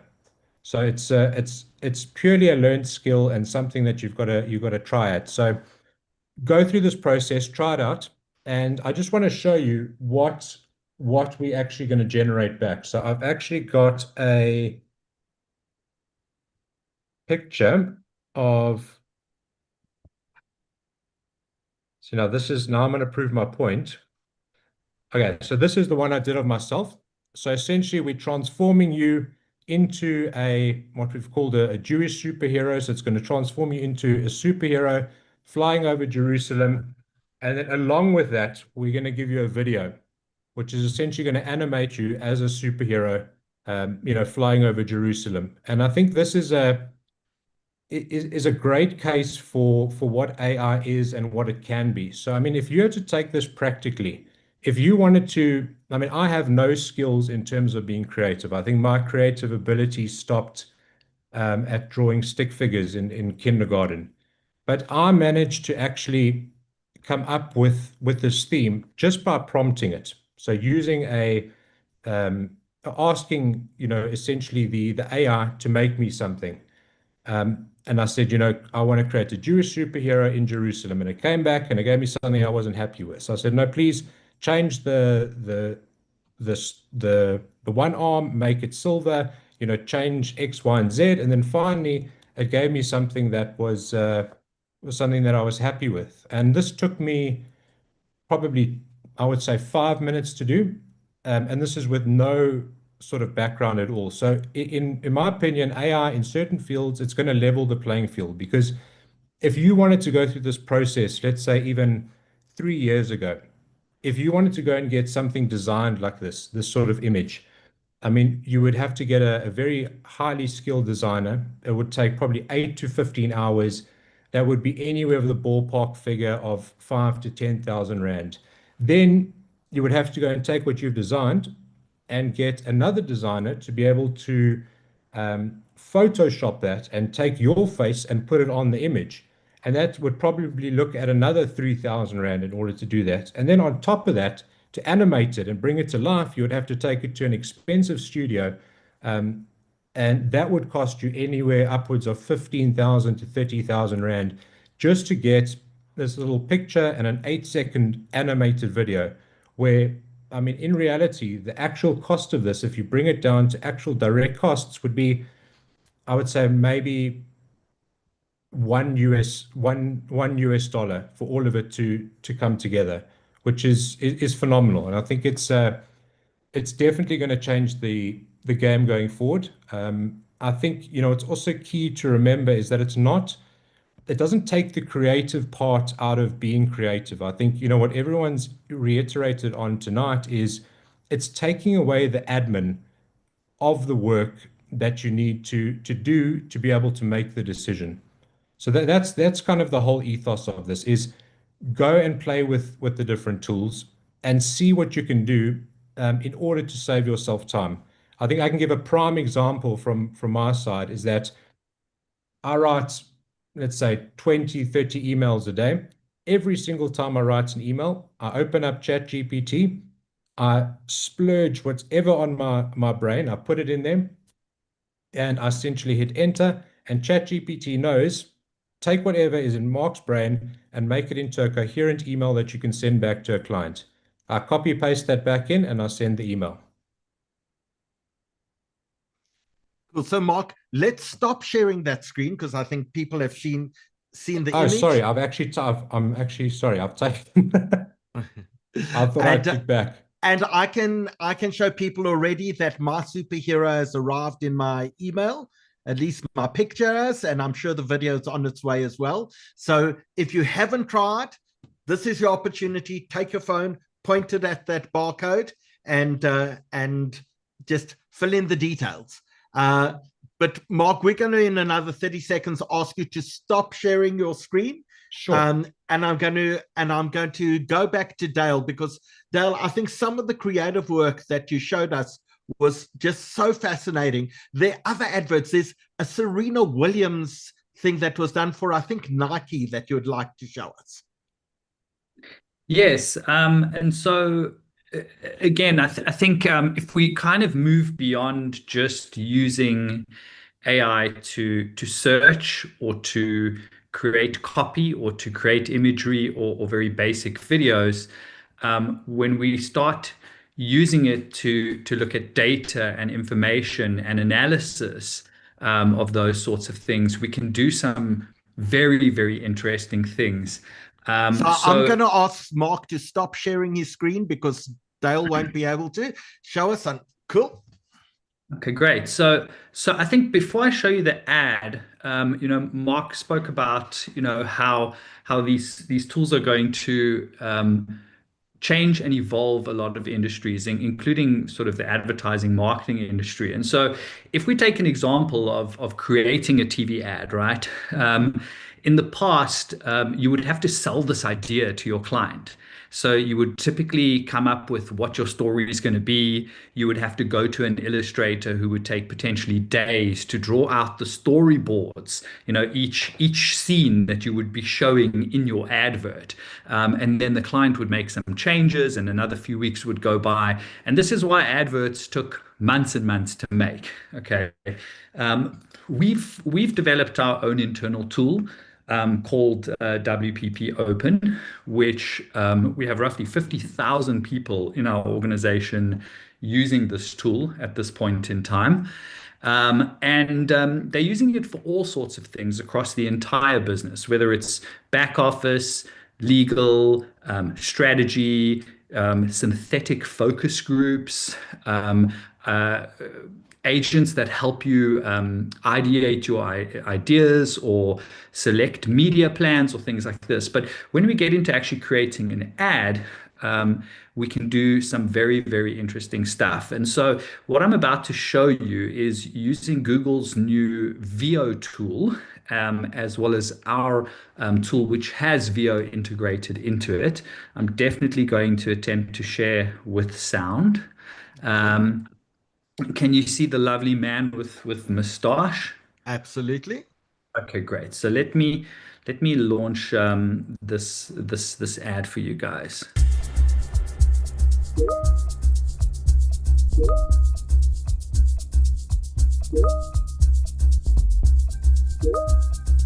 And so what you are going to see here is real software being used.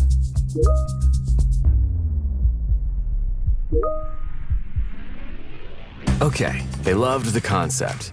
Let's explore how this is actually going to work. Production studio. Let's start by visualizing this thing. All right, Vio. Amaze me. For this, I'm thinking award-winning car director meets dystopian road trip. A mustached protagonist.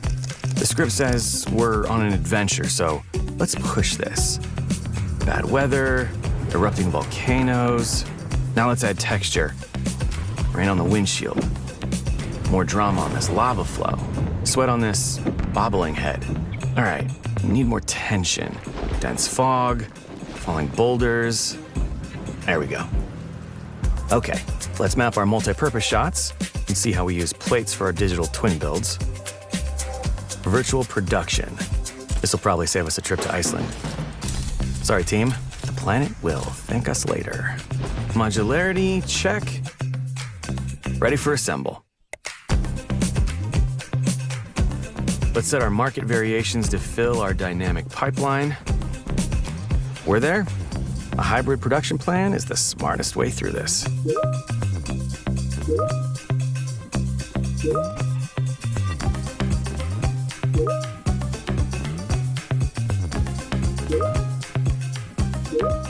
Yeah, you're telling me.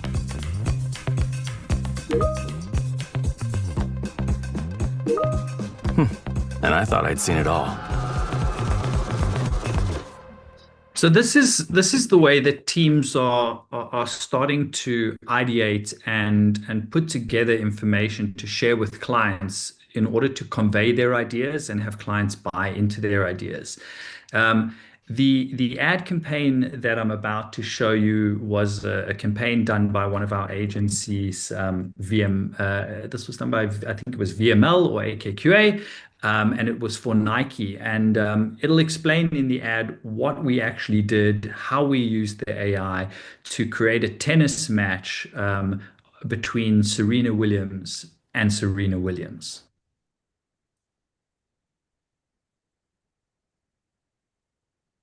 And transform this data into a live entertainment event.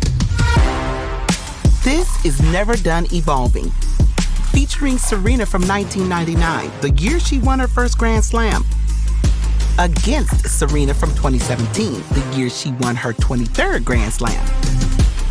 Based on archival footage, machine learning was able to model each era's playing style.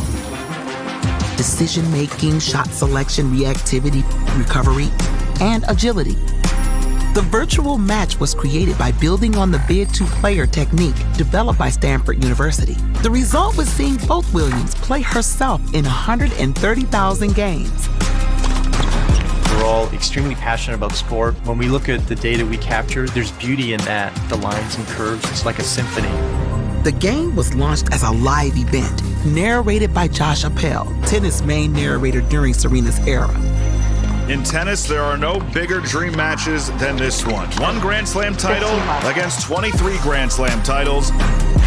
The results surpassed nearly all Nike's YT benchmarks, spreading through all media courts.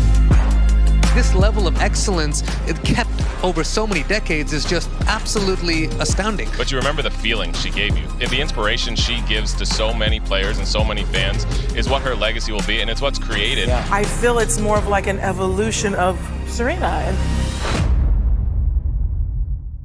So there, it wasn't actually about the ad itself being created by AI, but we actually streamed a tennis match generated by AI, Serena Williams versus Serena Williams, after analyzing her matches at 2 points in her career. I do have a few other things I'd love to show, but in the spirit of time, Howard, how am I looking? Could I show one more? So Dale, one more thing, and then I think we need to wrap up for the night. Okay, fantastic. If I'm only going to show you guys one more thing, then I'd like to sort of take you into the future, because we've shown AI from a text perspective, an image perspective, creating some videos. We've looked at how it can be used to analyze video footage. So I think that touches on how AI can see. And in many cases, it can see better than us. There's an example, unfortunately, I don't have it in this deck, where we show a picture of what most people see as being an egg. But when we put it into an AI system, it actually shows us that this is a white cat curled up, and someone has actually placed an orange in the middle of its body. And so to the human eye, we see an egg, but AI actually sees better than us, arguably. So what I'm going to show you now is some advanced work that we've been doing with NVIDIA, who builds a lot of the chips that power almost all AI systems around the world. And one of the questions I saw in the comments of the chat was, doesn't AI use a tremendous amount of water to cool the data centers and a huge amount of electricity? And that's absolutely true.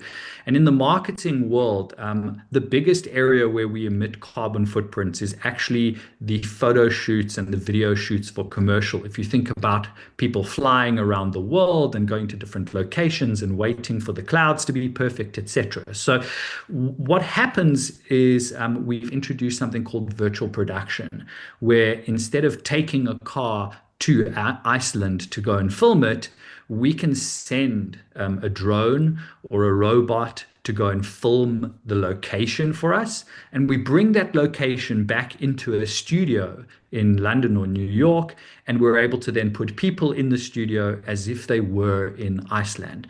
And we've also got a few interesting tricks around how we bring products into that environment too. So let me run this video. It's probably some of the most advanced AI work happening currently in the world, and it's looking at the modality of actual 3D models.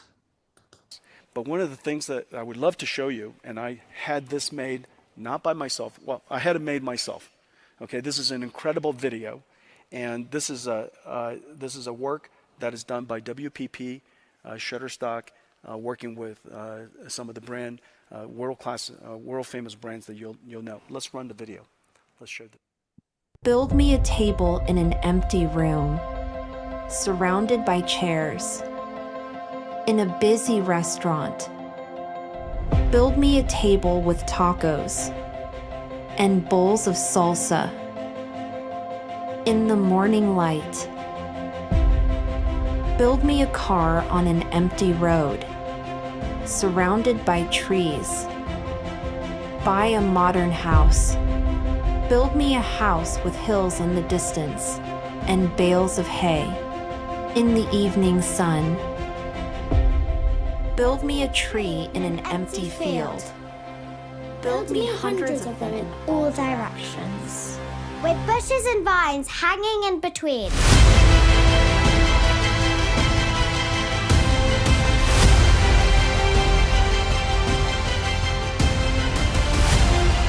Build me a giant rainforest with exotic flowers and rays of sunlight.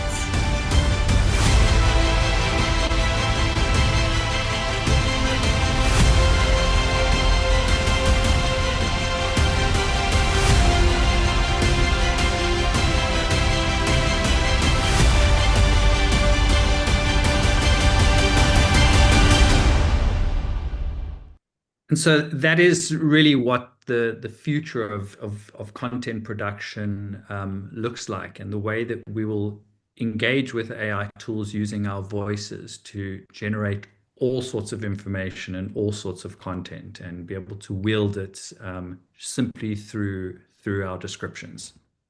It takes creativity to a completely new level. Dale, if I can ask you to stop sharing your screen there, and if we can turn to all of our panelists, and maybe I can start, Benji, with you. Is AI a threat to all of our jobs? Very much so.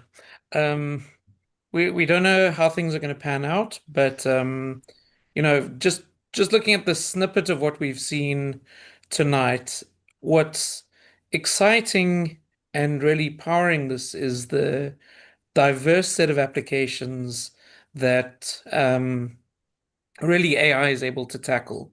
This is so much more than just having production lines being built for the first time.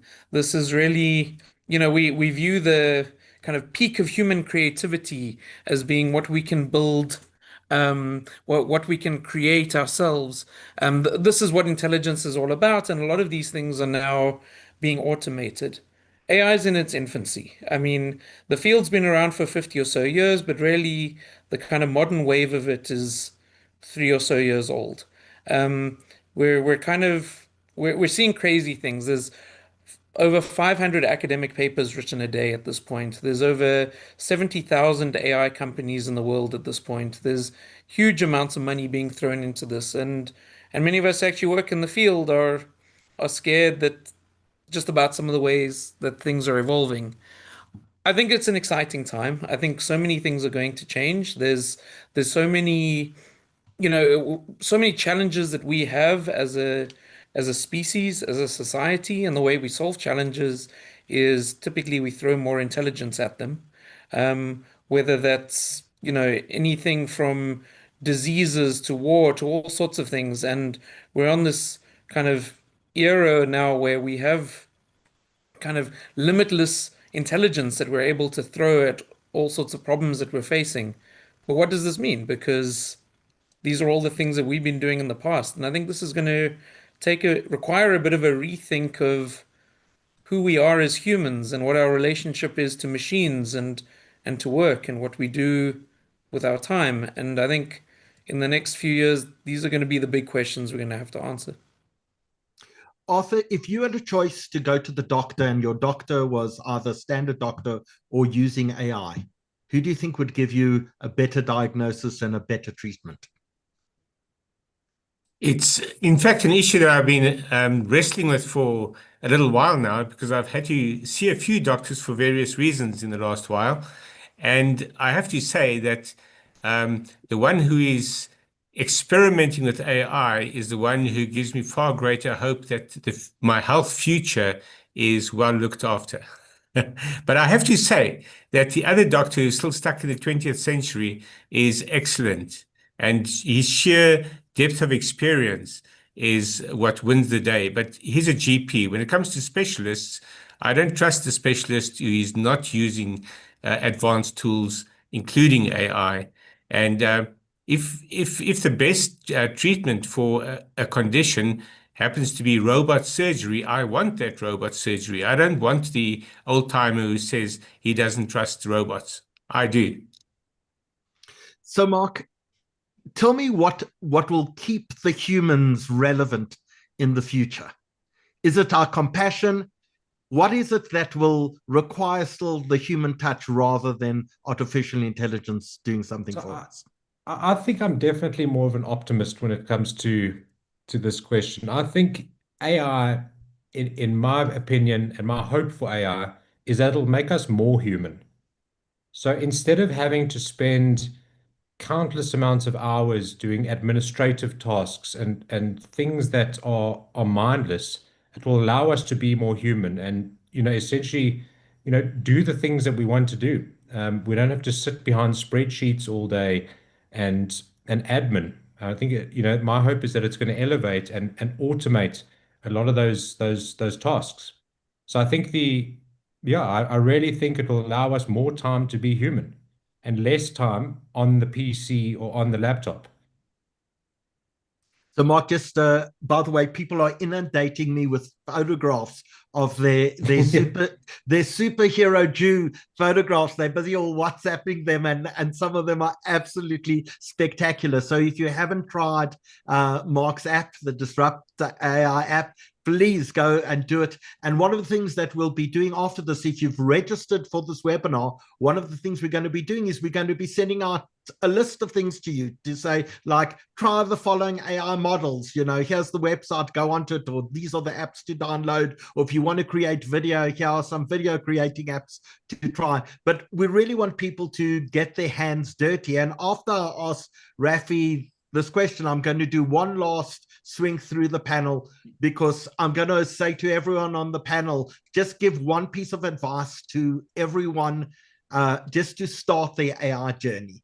But Raphi, the question that I want to know from you is, we're at the beginning of AI. This is really the first few years of it. It will never get worse than it is today. It is only going to get manifoldly better. And you just look at the progress that we've made in the last 6 months, the last 12 months, the speed and acceleration of development is just almost astronomical. In 5 years' time, what do you think we'll be talking about? That's a tough one because I think responsible AI is probably the thing we have to worry about the most. You know, how do we in this world where it can think of anything, create anything, see anything, do anything, there will be really good actors that will do a lot of good work with AI for good, but we also have a lot of bad actors, and so there'll be a lot of threats that we're not aware of. So I think responsible AI is going to be the real challenge in our future. So Dale, give us your thought to get people on the journey. What should they do? What should they play with? How should they really enjoy the benefits that AI brings to them?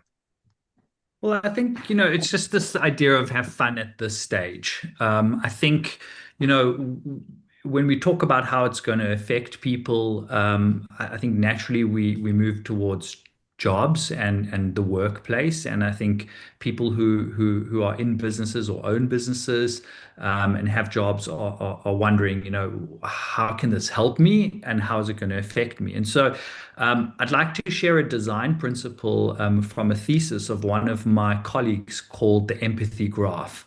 And how it works is you effectively map out, the tasks that you do, potentially in your role in your business, or the tasks and the functions of your actual business. And what you do is you ask yourself a simple question, which is, if I add empathy to this task, will it make the outcome better or worse? Now, empathy, of course, is a bit of a metaphor for more brains or more people. And so if we look at, sort of the type of things we do in the marketing world, we do everything from like generating insights to creative development, all the way through to sort of logistics planning and financial forecasting. And so in that example, if I were to say to you, do we want to get 5 more people to bring their hopes and dreams along when doing a financial forecast? That's not going to make the outcome of the forecast any better. And so when the answer to that question is no, what we establish is this is a low empathy task. And in those cases, there's an opportunity for people to use AI to fully automate that task.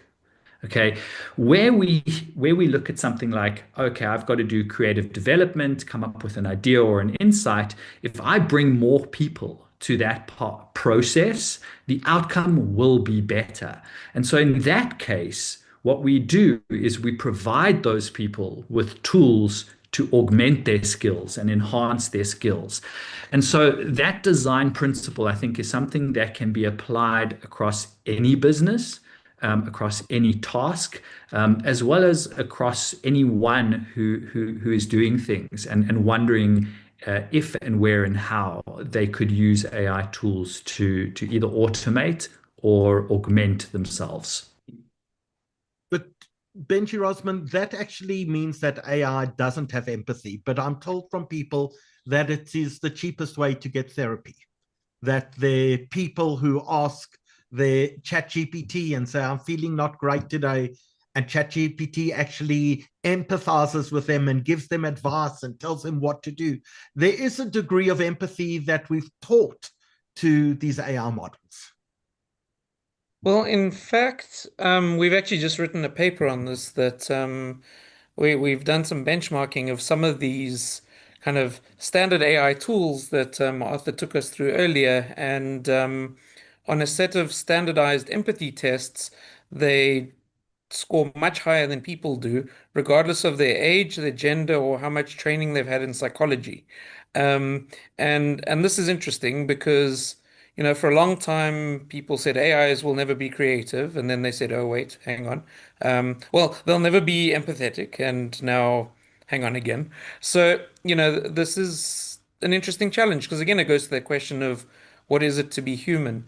Now, when I talk to my students and many of my colleagues actually at universities all over the world, turns out students everywhere have been using these things as therapists for a while now, and there's a lot of warnings about this, about the potential risks, but I think there's also lot of benefits. This is starting to get studied. People are starting to kind of come out with kind of papers analyzing this with specific tools, looking at how we kind of build AI specific therapists and so on. But the reality is that this is happening everywhere, and I think again that's something very exciting. Is the kind of applications of AI are wild. It's a bit like, when smartphones first came out and this App Store thing came out with them, and really that's been the magic, is all the crazy, wild, and wonderful apps that you have on your phone to do absolutely everything. Like we're just starting to see that being unlocked for the first time, and these kind of these use cases, these implications are going to exceed our wildest imaginations. So, Marc, will my AI speak to your AI? Will it make an appointment for me at the barber? Will it decide who to invite for dinner on Friday night? Will it speak to all my friends' AIs and schedule the time that we should watch rugby together? Will it work out what our best movie that we'd all enjoy together? Is this ultimately going to be people's AIs talking to each other in order to improve our lives? So, I mean, that definitely seems to be the sentiment of where AI is going, is that my AI will talk to your AI. So, and I keep reiterating the point of those administrative tasks that waste our time during the day. I really feel like that's where AI is going to move to, is it's going to essentially become your own personal assistant that can, essentially do everything for you and start to understand you. I mean, what I've started doing with these large language models is I always say please and thank you, just in case one day they decide to turn on us. They'll always know that I was the polite one. But Marc, every time we say please and thank you, I believe we're costing the AI companies an enormous amount of money. Listen, I think for the safety of yourself in the future, it's worth it. So, Arthur, the final word goes to you. What excites you most? And just what excites me most is I think a lot of people are going to go out and buy this book, The Hitchhiker's Guide to AI. The new edition is out next month. Is that correct? It'll probably be on the shelves at the end of this month, but at least by the 1st of August, it'll have a blue cover. It'll look similar, but there'll be a map of Africa on it, and it will be called The Hitchhiker's Guide to AI, The African Edge. And as I mentioned in the chat, it's got a full chapter on prompting and charts of how to prompt for what purpose. But what excites me a lot at the moment speaks to what Marc was just saying a moment ago, which is the concept of the AI agent. And it's probably a word that most people haven't come across yet, but in the AI world, it's dominant at the moment. Every tech company in the world is trying to sell people their own concept of AI agents. And the idea of an agent is that it does a specific purpose or performs a specific role. And you can have an agent that is designed specifically to, for example, book appointments. And that can be from a haircut to a restaurant, which were early examples of AI in action for ordinary people. And that has improved dramatically. The agents will take it to a new level. The best agents will be those that will, for example, give legal assistance, probably plugged into Raphi's system or similar. But they will be your own personal agent to give you legal advice. Same with medical advice. You'll have a medical agent. But I believe the most powerful will be the educational agents that kids and students will be able to use to tutor them and to guide them, not to do their homework for them, but to guide them, to explain to them, and to take them along the educational path at their pace rather than the classroom pace. And I think that will be transformative for education. But just extrapolate that idea into any area in the enterprise world, in the arts world, and you can see that the concept of the agent is going to be very powerful. And the question you asked, Howard, was will my AI speak to your AI?